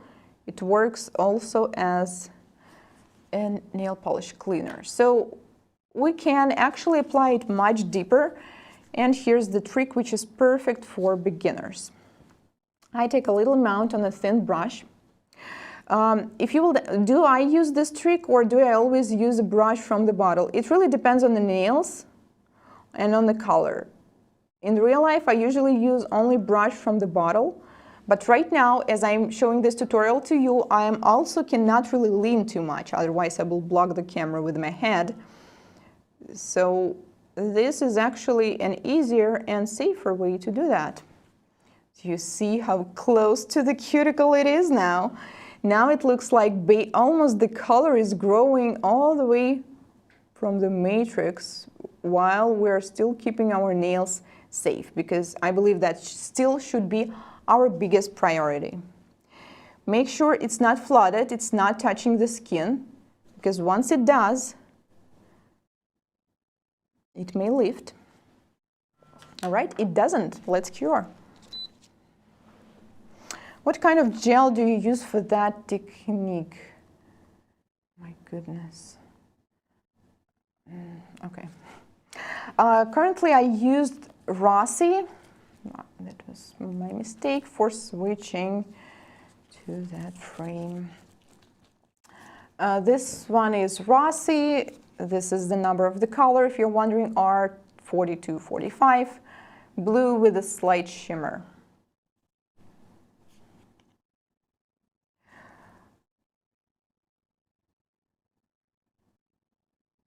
I'm not sure. I believe it's a green screen for what I can see. If you look, yes, guys. Okay, that's the conversation you've been having. Well, yes, it is. You can, if you see my stories, you maybe notice that most of the times on the webinars I have this green color on the back of me. So yeah, that's what it is. Okay, switching back to camera number. Table view, and let's apply the second coat. It already looks kind of nice, right? Oh my goodness, we have nails coming up there. I need to see this. Pallavi just trimmed the cuticle. Okay, good job. I can see that you have some product on it, right? Did my nails last week was inspired by my dog. Sal is sharing. Oh, Dalmatian. You have a Dalmatian. Wow, pretty. Awesome, guys, and thank you so much for sharing. I'm definitely going to look at all of your pictures if I miss some right now, because I don't know, I just love seeing them. All right, second coat can be thicker if needed, but I think this color is already pretty pigmented that even if we apply 2 coats, it's still going to be fine, right? Wow, how pretty. I think I picked a nice color, don't you think? Honestly, when I was getting ready for this webinar, you know, I'm always very organized. I have like a list of things to take with me. And for some reason, color gel polish was not on my list. And as I was checking my bag today, I was like, wait a minute, I'm going to do gel overlay. I need some color. So I basically grabbed like the ones that I knew that looks nice, because I didn't have a chance. Because if you give yourself an endless amount of time, it may take forever to pick the color, right? Do you agree? Well, actually, I have some clients that sometimes they spend almost the entire service, like the entire hour, just picking their color. And sometimes I'm like that too. Well, sometimes not. Alrighty, let's cure. Where do we share the pictures? Trisha, if you want to share the picture of your work, you need to go to nailsproacademy.com, and I recommend you guys to go there if you would like to take my classes, because this is where we have a button for the special offers. We just technically cannot add it to YouTube. We would have, but they do not have this kind of features. And also, the giveaway is coming soon. So also the only way to participate in it is to log in through nailsproacademy.com. The direct link is in the description box, and you still have some time to do it. Your English is perfect. Thank you so much. The nail polish bottle, that's really flattering to me because I'm still learning it. My classroom is decorated in Dalmatians. Cool. Really excited about this webinar Jennifer just shared. So I'm talking about some pictures that somebody shared, and you can see them if you're on Nails Pro Academy. All right, this is the picture by Jennifer Abarca. So good job. The only thing, like, you only pushed back the cuticles, right? Because if you also trimmed the aponicum, you need to push back the cuticles better. You can use an e-file, you can use a hand file, but you need to clean them a little better, because you see, we can still see these white lines. I will think, guys, I'm sorry that you can not all see it on the screen now. I will think of what we can do next time to like show this picture on the screen when I will be commenting them. And we have the last step to finish with, which is top coat. Well, with top coat, it's pretty simple. We just take it, we just apply it, and the nail is sealed. So you see the surface now is super smooth. Oh my goodness. I spilled some of the primer, and this is honestly one of the worst products to spill because it's super sticky. Luckily, it's not acid primer. If it would be acid, then I will be in a big trouble.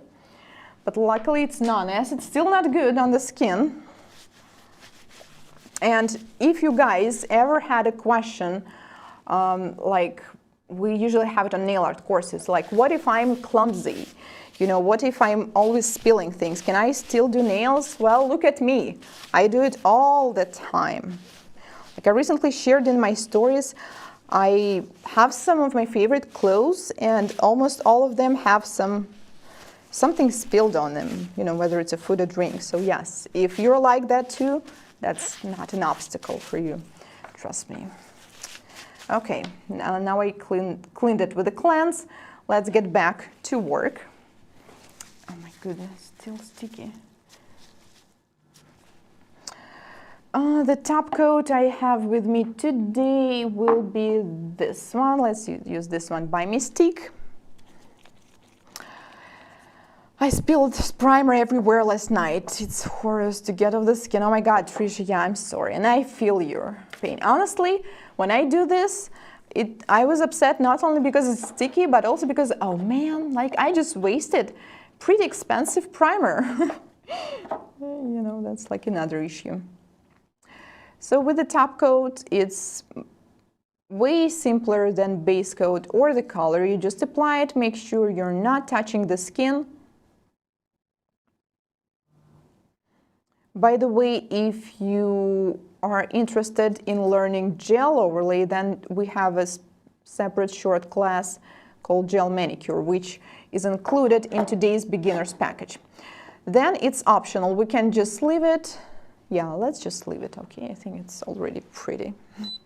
There's always a way for room to improvement.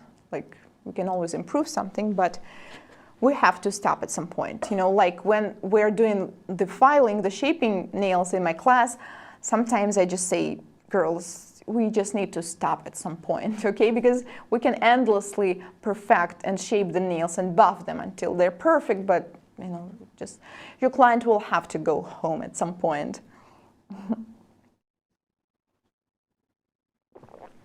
Can we charge more for dry manicure? Well, my clients, I do not have a single client who only do dry manicure and nothing else. They always do dry manicure and gel overlay, or they do dry manicure plus extensions. That's why it is included already in my price. So it's up to you whether you want to charge for it separately or together with the service, but should you charge more than you would for gel overlay only? Absolutely. And we are ready here. Ta-da! Beautiful finished nail. And we have some more things to catch up with. We're done with the demo, we're done with gel overlay demo. And the most important question of today's webinar, is Russian manicure dangerous? Like any technology, it is dangerous. If the technique is incorrect, tools and beads are not suitable for dry manicure, such as the ones I showed you previously, or just using the, let's say, the green abrasive mark, or if it's used with extreme pressure on the nail plate. Well, there can be more reasons, but all of them are the idea of if you're doing something wrong. It's kind of the same. Is doing nail extensions dangerous? Is it harmful for nail plate? Well, generally it's not. But if you overfile the nail plate or damage it, then it may be. So it's up to you whether make it dangerous or make it something that actually is a great, safe, fast and convenient technique. So it is safe and fast if you're using correct beads, if you're adjusting the speed depending on the skin type, and if you do not apply too much pressure. If you will learn a proper technique and practice. Unfortunately, you cannot skip this part. Like, it doesn't matter how much you learn and watch YouTube videos and get inspired, and I'm super thankful for that. But if you do not take it into practice and do it with your own hands, you will not be able to do the same. But once you do, you can do anything, just trust me. So how to learn dry manicure? There are always two options. It can be a self-taught, which is trial and error, trial and error.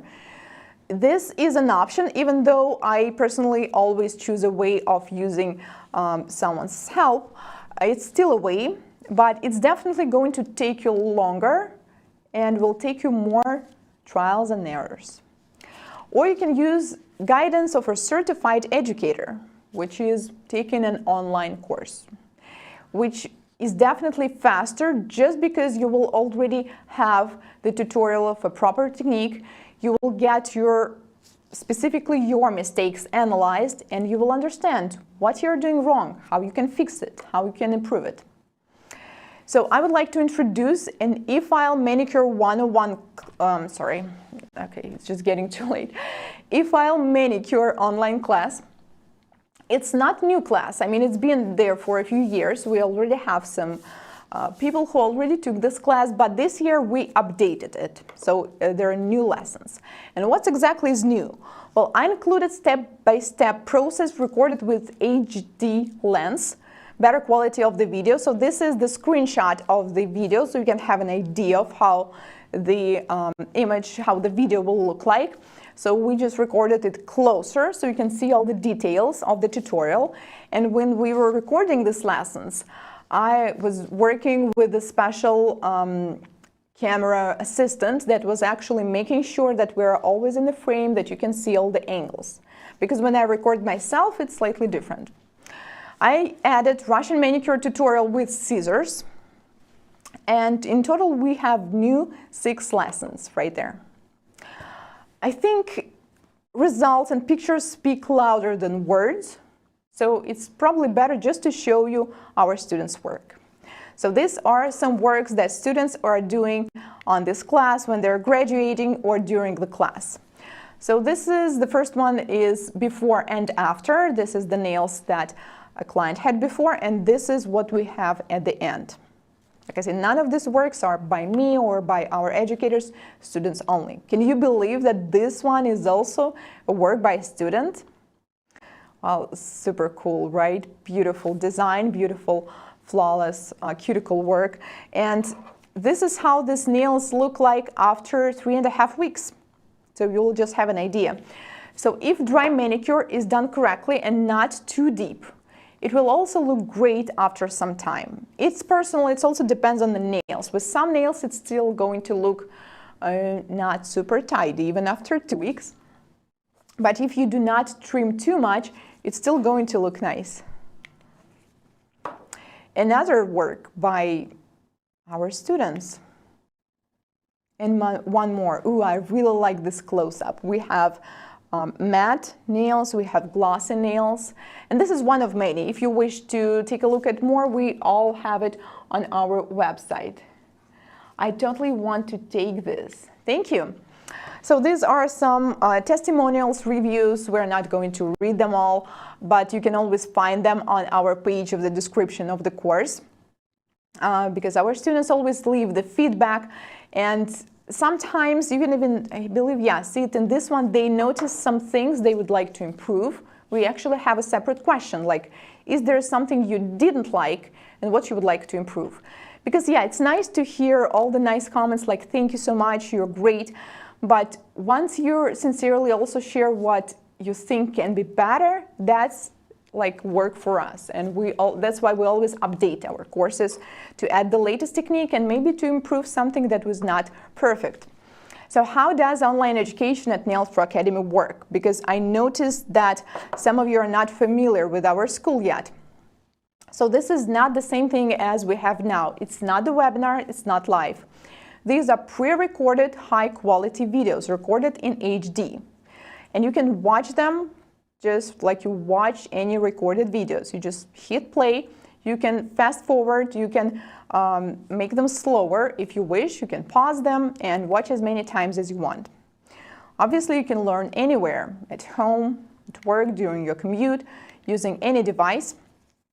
But the most important part and the valuable part is that you will get a feedback from a live teacher.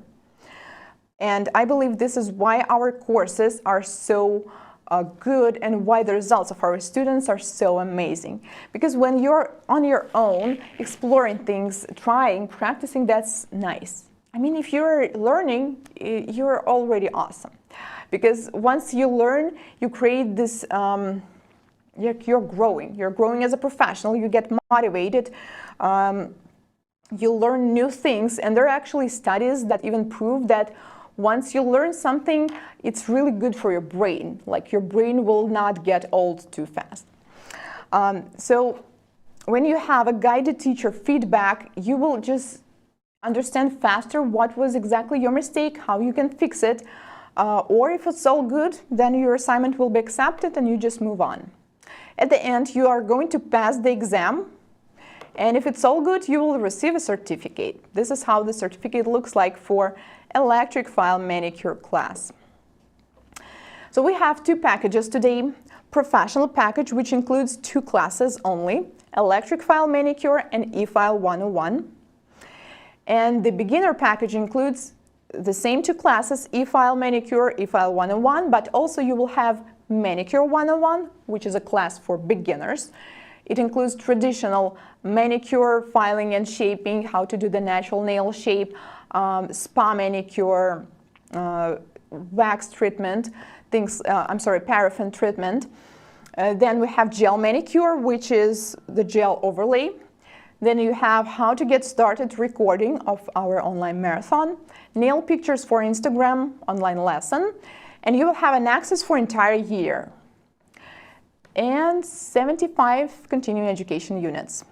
For the professional package, you will get access for 6 months and 55 CEU units. So I would say, let these words professional and beginner not confuse you. It's really about what you would like to learn.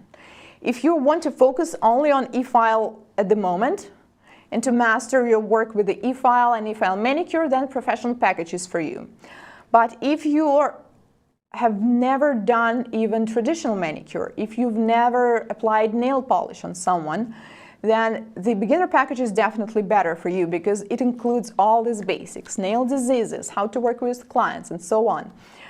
You will also get this how to get started marathon and other cool features, because both packages include these two classes, nail drill bits mini guide, so you will get it with both packages. This is a mini ebook with information about the bits. You will have live orientation class with me. It will be like the webinar, but only for the students who are participating in the class. I will guide you through our school, through our class, how it works, and if you're not able to attend, you will be able to watch a replay for as long as your course is available. You will have teacher-graded assignments, certificate of completion for each class. So if you choose the Pro package, you will get certificate for electric file manicure and e-file 101. For beginners package, I believe there are 4 diploma certificates at least. And the lifetime access for international students chat. So these are the deals. Pro package is e-file manicure and e-file 101. And beginner package includes the same, but also manicure 101, gel manicure, how to get started, nail pictures for Instagram. These are the original prices that we have on our classes. You can check them out on the website. This is how we normally charge for this class. So electric file manicure is $350. Then we have e-file 101 is $150 because it's a smaller class. Then we have manicure 101. Gel manicure is also a small class, that's why it's $59. How to get started is a small marathon. It's $20. But as usual, for the webinar, we have a very special discounted prices. So if we subtract all these numbers, this is the numbers that we'll get. So normally if you buy the Pro package, it's going to cost $500, while beginner package is almost $700. Well, for webinar specials, we have something special. Professional package is only $239. And beginner package is $299. So as you can see that it's like a really good deal. Like the price is super reduced, and it's like that for a limited time. So electric file manicure, the updated new version of the class, will be available on May 2nd. And all the rest of the classes will be available to you right now. So if you choose beginner package, you can start taking these classes like right away. Ebook, Nail Drill Bits mini book is included with both packages. This is the example of what it includes, how to store drill bits, how to clean them, how to sterilize them, and many, many more. So this offer is limited until April 27. Please also keep in mind that professional package is valid for 6 months, so which means you'll have 6 months to complete these 2 classes, and 1 year is to complete these other classes. But do not be stressed, like this is more than enough time. Honestly, if you really have time, you can complete all these classes within a couple of months or even 1 month. But we know that we all have different lives. Maybe you're working full-time, maybe you only have like weekends to work on it. That's why the time is so extended for you. This is how it looks on the page. If you are watching on the YouTube, you may not see it, so you may go to nailsproacademy.com. Yes, the prices are in the US dollars, exactly. These are the packages you will see. Pink is professional, mint is beginner. I think it matches with my jacket today really well. So just pick the one that you like and click on proceed the checkout. You will see what's included in the package. Just check it once again if that's the one that you really want. And then it's super simple. You just fill in your email and your name and click buy now. The order will be created, then you can press on make payment and so on. So once again, check if the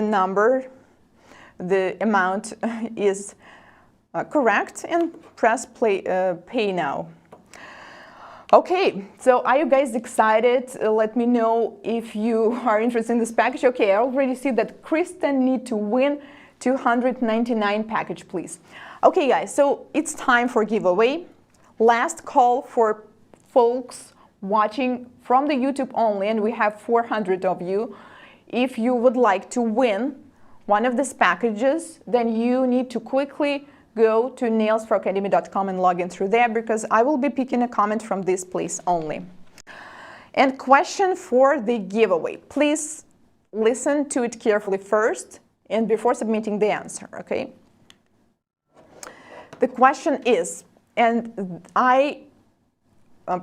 the reply to this question is in this webinar. So if you've been watching closely, you definitely know the answer because I mentioned it 2 times. Safety or safe or on a clean bit is usually made of which material? Okay, now you can submit your answers only in the chat of nailsproacademy.com. If you will be posting this on YouTube, we are not going to consider it.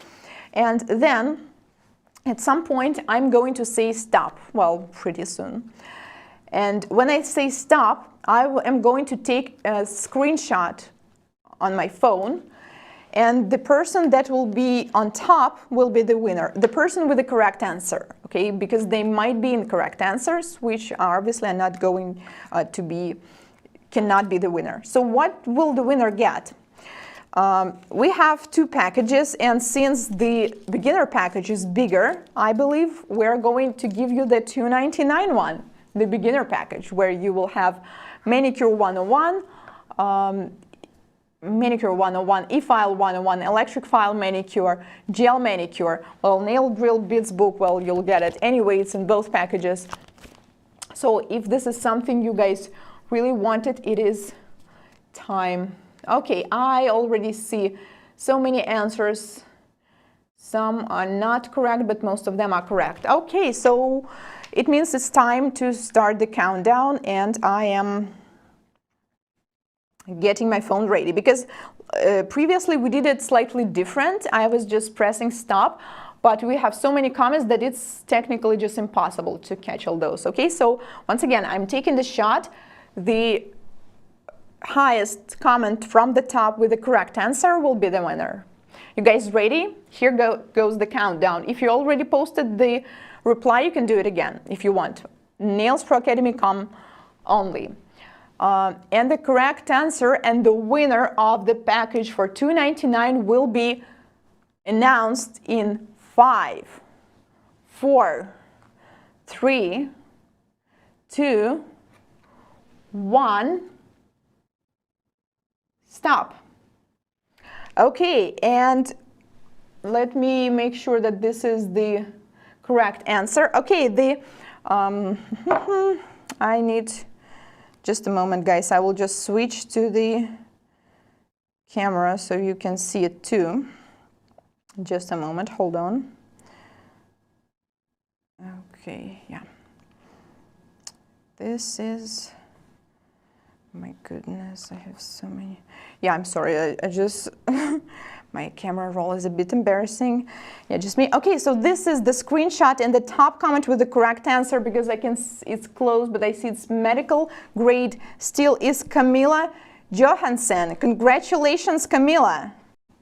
Your comment is on the top on my screenshot. You can see it, guys. It's right here. We do not have anyone else who's higher. And her reply is correct. We actually have many correct answers. Yes, exactly. That's medical steel or medical grade steel, which is basically the same. Congratulations, Camila. Your package for $2.99 is yours. And please contact us so we can give you the access to these courses.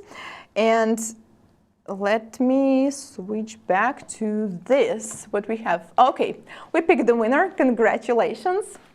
And thank you, guys. Oh my goodness, I'm just scrolling down and I see tons of correct answers. You guys did a great job. So please keep in mind that these offers are limited in time. And also, I almost forgot, oh my God, but this is also important. There's another additional bonus for you. If you will place an order right now, you will also get a 40 minutes class with me, TikTok for nail technicians. You will get it with any package. Cool, right? And as I promised, it is time for Q&A sessions. And I am ready to spend more time. Let's do 10 to 15 minutes to reply to your questions. Once again, the offers are under the video at nailsproacademy.com. You can see both packages, pink and mint. Just pick whatever you like, click on it, and then you can place the order.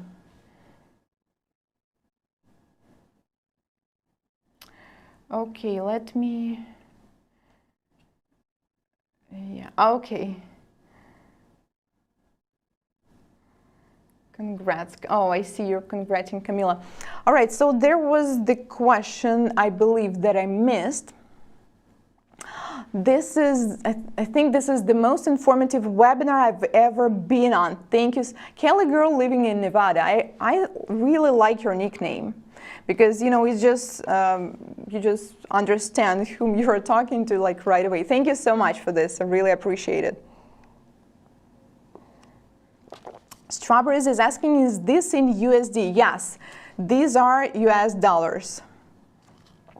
What's an onychoblast? Onychoblasts are the nail cells, cells that create our nail plate.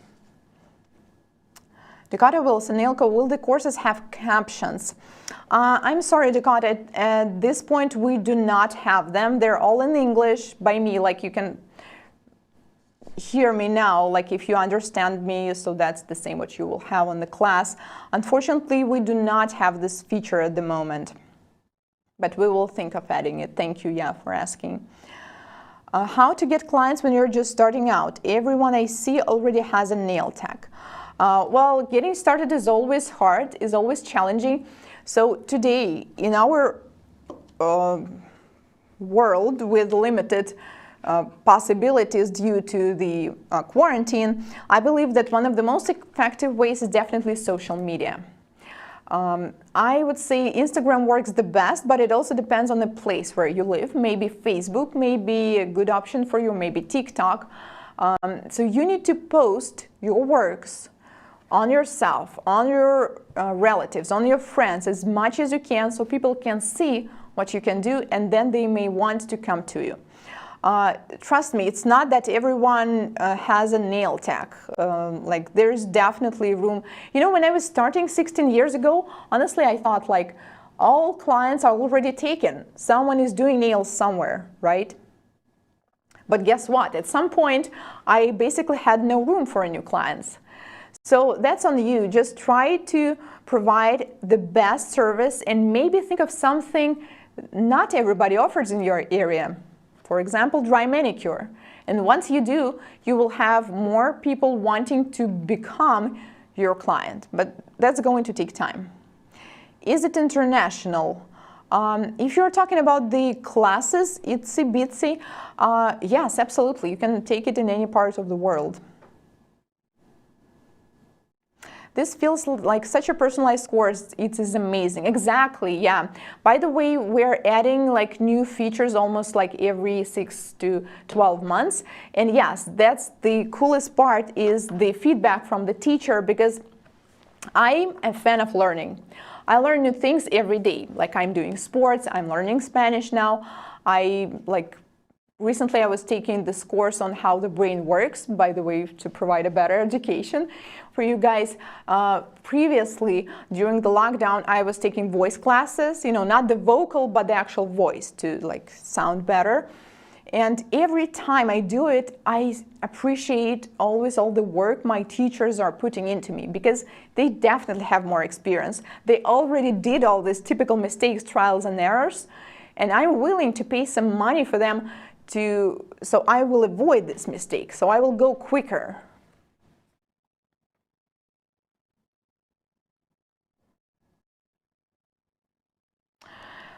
R.L. Cuddy is asking, question, my friend has aponicum which is separating from a nail plate, but if you try to cut it, their blood will appear.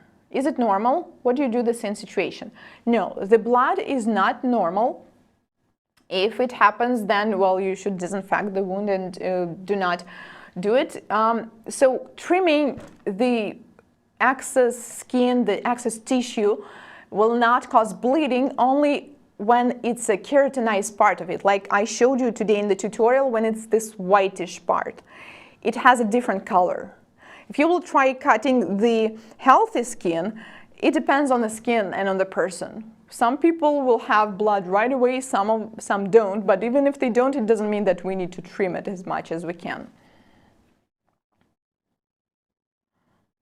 Muy bien. Love that you're multilingual. Thanks, Catherine. Well, I'm not that good at it yet, but hopefully one day I will be. Who knows? Maybe I will do my Spanish webinar.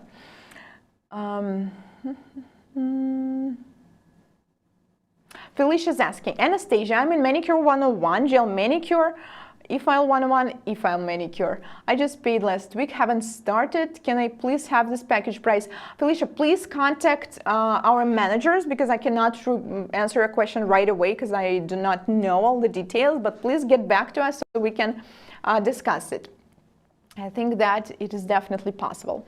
What if while pushing the cuticle is attached to the nail plate? Do I keep pushing it using orange wood stick? Belashia. That's why we did this shower gel exercise.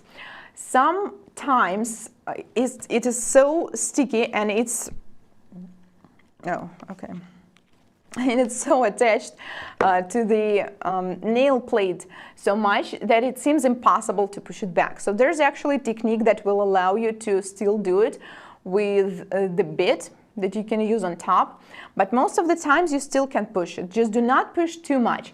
Use it little by little. Most of the times you still can push it so you can see this tiny pocket, and once you have it, just slowly do it with the side of the orange wood stick or a pusher, okay? Never try to poke it or anything, never rush, just little by little. The more part of the side of the orange wood stick you use, the better. Another amazing webinar. Thank you so much for the price too. Oh, you're welcome, Camila, and I look forward to seeing you on these classes. And by the way, I can see that. Oh, awesome. Okay, we have new people joining the classes. Thank you so much for that. And I look forward to see you on this orientation class, because even though our classes are pre-recorded, so we will not meet actually live, but there is one day where we do meet, is the orientation class. And also you will get access to the international students chat, and it works, well, it's a chat, so it's basically 24/7, and you can interact with people there at any time. Can you answer the Petra R's question about why you wipe the sticky layer before applying gel color? Yeah, well, exactly. I bumped my nail in the light. I was acting like a client today, not like a nail tech. But another reason is that sticky layer is not providing a better adhesion. Sticky layer is just 1% of non-polymerized oligomers. They're not going to make your color adhere better to the base coat. It will adhere to it anyways. Well, as long as you didn't touch it with your bare hands and put some oils or dirt on it. It's also a great way to apply the color if you have troubles flooding it. Because you see, sometimes you may notice it, let me guys know if you did, when you apply base coat, some base coats has a very slippery sticky layer, like there's a lots of it. So while some has just a little bit of sticky layer.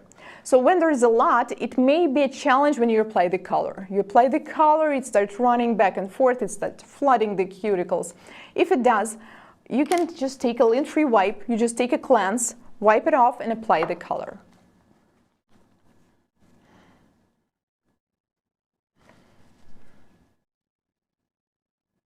How do you do the dry manicure on very ridged nails? Well, it's the same technique, just with the ridges, there's a challenge that because of this surface with dips and ridges, you may unintentionally overfile the nail plate. That's why you should never put any pressure into the nail plate. You should work mostly on the skin. But overall, the technique is pretty much the same.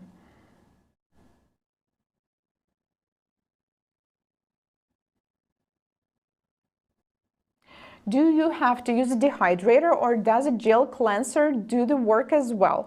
In school, we sometimes just use the cleanser and no dehydrator, Katerine is asking.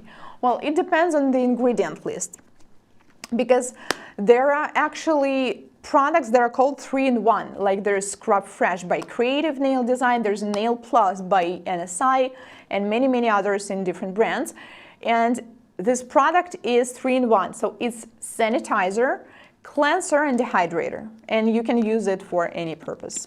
But some products like this one, pH Bond by Gelish, is only dehydrator. Okay, so if you use the 2-in-1 or 3-in-1, then yeah, it can be the same product. If not, I cannot tell you right away. You need to read the ingredient list, but if it's designed to be a dehydrator, it's better to use it only for the dehydrator. I love following overseas texts. I learned so much. Ganglion graft. Thank you so much. What is the promo code? There's no promo code.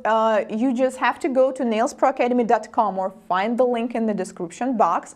Click on it, and under the video that I'm in right now, there are 2 deals, and you can just click on it. You do not need any promo code. You will see this deal on this page all the way until April 28th.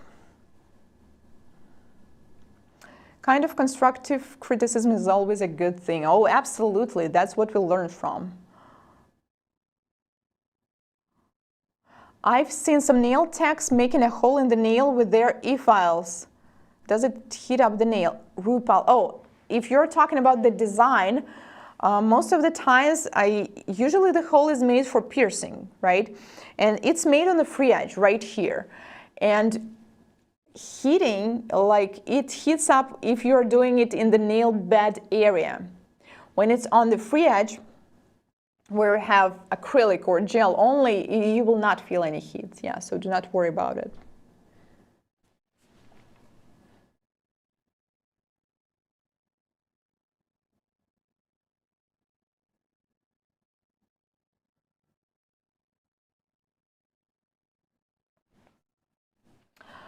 Belisha, what do we use to remove excess product on skin? If cleanser, do you have any suggested brand? Well, really, cleanser is such a simple product that I personally almost never tried the bad ones. I mean, they're all pretty much good. Well, I have the ones by Gelish. It's called cleanser. I have Nail Pure Plus by NSI. We have many local Russian brands. So I believe pretty much of them will be good. How do you get really deep clean cuticles? It feels like my nails look the same after dry manicure. Mia, not all nails and skin types and nail types, you cannot do deep manicure with all of them. Sometimes the matrix is so close that it's actually dangerous to try doing that. Some clients and some people have very deep pockets for that, and yes, with them it's possible. I had this client one day and actually posted a YouTube video with her. There were some comments like, oh my god, I really thought that this is the plastic hand because her cuticles, her pockets are like super deep, but this was an actual live person and it didn't even hurt or anything. It's just how her nails are naturally. But some people have a different anatomy, and with them, once you try to go a little deeper, it's going to hurt, it's going to bleed, and it's going to be bad. So unfortunately, we cannot make them deeper if they're not. If they are deep naturally, then you just start pushing them back and you will already see like your orange wood stick is basically like falling down there. But still, I recommend you still not go too deep, even if it seems possible.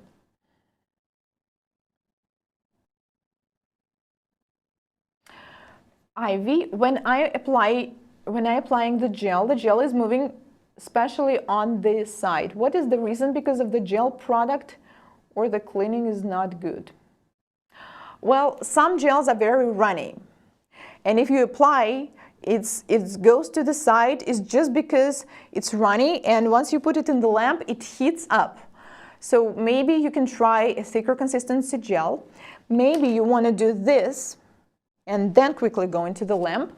Maybe you're just applying too much at once. Try thinner layers.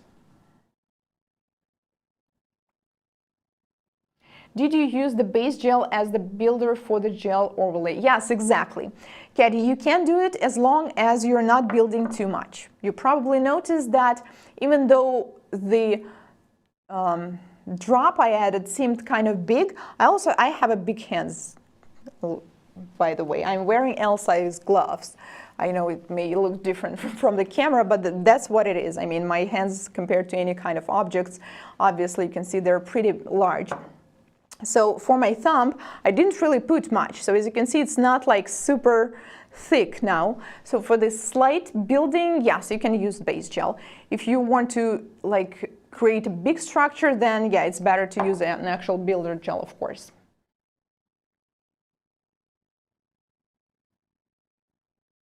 What should I do if I cut my client, Catherine? Don't panic. First of all, if the blood is right there, you can use hand sanitizer first, but then you need to use, by the way, we have a separate lesson in e-file manicure class that's exactly dedicated to this. Then you need to use any kind of hemostatic agent. It may be, sometimes it comes as a powder, sometimes it's a liquid. For example, this one I'm using, you know where you can get them? Well, you can try Amazon, of course. And also, they are for dentists. They're exactly the same. What you need to have is just a tiny amount of it on a special applicator. Like I use this ones, I believe this micro applicator is there for eyelashes or something. So you just apply a tiny drop and it will stop the bleeding and it will create a seal right away. So I believe this is the best way, because by disinfecting and sanitize it, we will going to sanitize it, but it's not going to stop. What is your opinion on prepping with sand band? Very popular here in the US to prep with the sand band. Yeah, Dakota, I've seen it a lot in the schools that I was teaching. I also noticed that they do that. Well, I did an experiment, you know, of course I have my thoughts and opinions, but once again, you guys need to keep in mind, I'm just a nail tech, just like you. I'm not a scientist, I do not have access to some special research or equipment, unfortunately, so most things that I know, I just come from my experience. So I set an experiment. I was prepping the nail with the file and with the e-file. I did it on myself and on a couple of my trusted models. I did one hand this way, I did another hand another way. The results were pretty much similar, so I would not say that one worked or the other one doesn't. I didn't really feel any difference. I cannot say that this one was lifting, this one was not. But what I noticed is the condition of the nails. With the sand band, even if you work at a low speed, you will still inevitably take off more layers. Do you know why? Even if you set the speed, I actually explained it at one of my webinars too. Like on my e-file, the one that I use, I can set the speed to 500 rotations per minute, not 1,000, 100. But most e-files do not have that. So the lowest speed you can turn on is 1,000 rotations per minute. And even if you turn it like this, we were actually counting. Do you understand what's 1,000 rotations per minute? Well, obviously we're not holding the bit like this for an entire minute. What we do something like this, which is 1, 2, 3, well, 3 to 4 seconds. And well, I'm not sure I can count this number in my head, but there is still too much. So that means the sand band touches the surface of the nail plate like few hundred times, so it's taken off still too many layers, which is not that big of a problem for people with thick nails. But if a person has already thin and damaged nails, it will not be very good for the condition of their nails. So that's my opinion. That's why I don't use it. But in order to how it works and what's the result, I didn't really notice much difference. And also, if you are getting started for beginners, I strongly recommend to learn how to do the prep with a hand file first. Thank you so much for this helpful webinar. You guys are so welcome, and I'm ready for a couple last questions because we've been together online for 2.5 hours. That's crazy, and thank you so much for being with me. I cannot believe we still have 300 people here because, I mean, seriously, I just could never imagine this when I started teaching. I remember when I started my YouTube channel. I remember, like, you know, when I had like 5 subscribers. So I'm like really grateful, and thank you so much for it. All right, last 2 questions. Pallavi, can you do a rubber base to build on natural nails? Yes. I personally do not like rubber bases too much because over time they tend to have less, like they're very flexible. So over time, the surface doesn't look as perfect anymore, especially on long nails. That's why I'm not a big fan of it. But yes, you can. On short nails, it doesn't matter. Absolutely go for it. Mia, should you do a slip layer to avoid flooding the cuticles, or maybe a more dry brush? I can't seem to get close to the cuticles without flooding. Yes, dry brush technique is another way to get closer to the cuticles. You can whether take off this sticky, okay, some people may have no idea what we're talking about. First you apply the base coat, then you cure it. Then we have a sticky layer. And there are two options to have a better color application. You can take off the sticky layer and apply the color, or you may use a dry gel brush and just, you know, kind of imagine you're applying something. So with the dry brush, this sticky layer will be all solid, because after curing, a sticky layer, if you look through the microscope, you will see that it looks like a small dots, you know, like like a rain on the window of the car.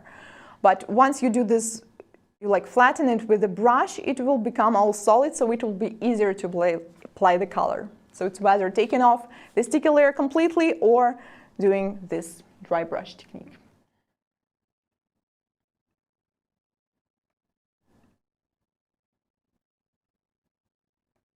Okay, guys, thank you so much for joining this webinar. Thank you so much for joining the classes. I can already see we have new students coming. I am very glad it was helpful and you enjoyed it. Thank you so much for your questions. I look forward to all your tags of whether it's a shower exercise or something else, or just your thoughts in general on if you enjoyed the webinar and what did you learn.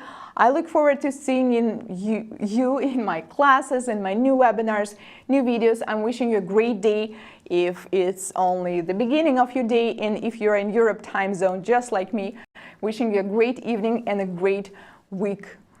Thank you so much, and remember, never stop learning. I'm Anastasia Milton. Goodbye.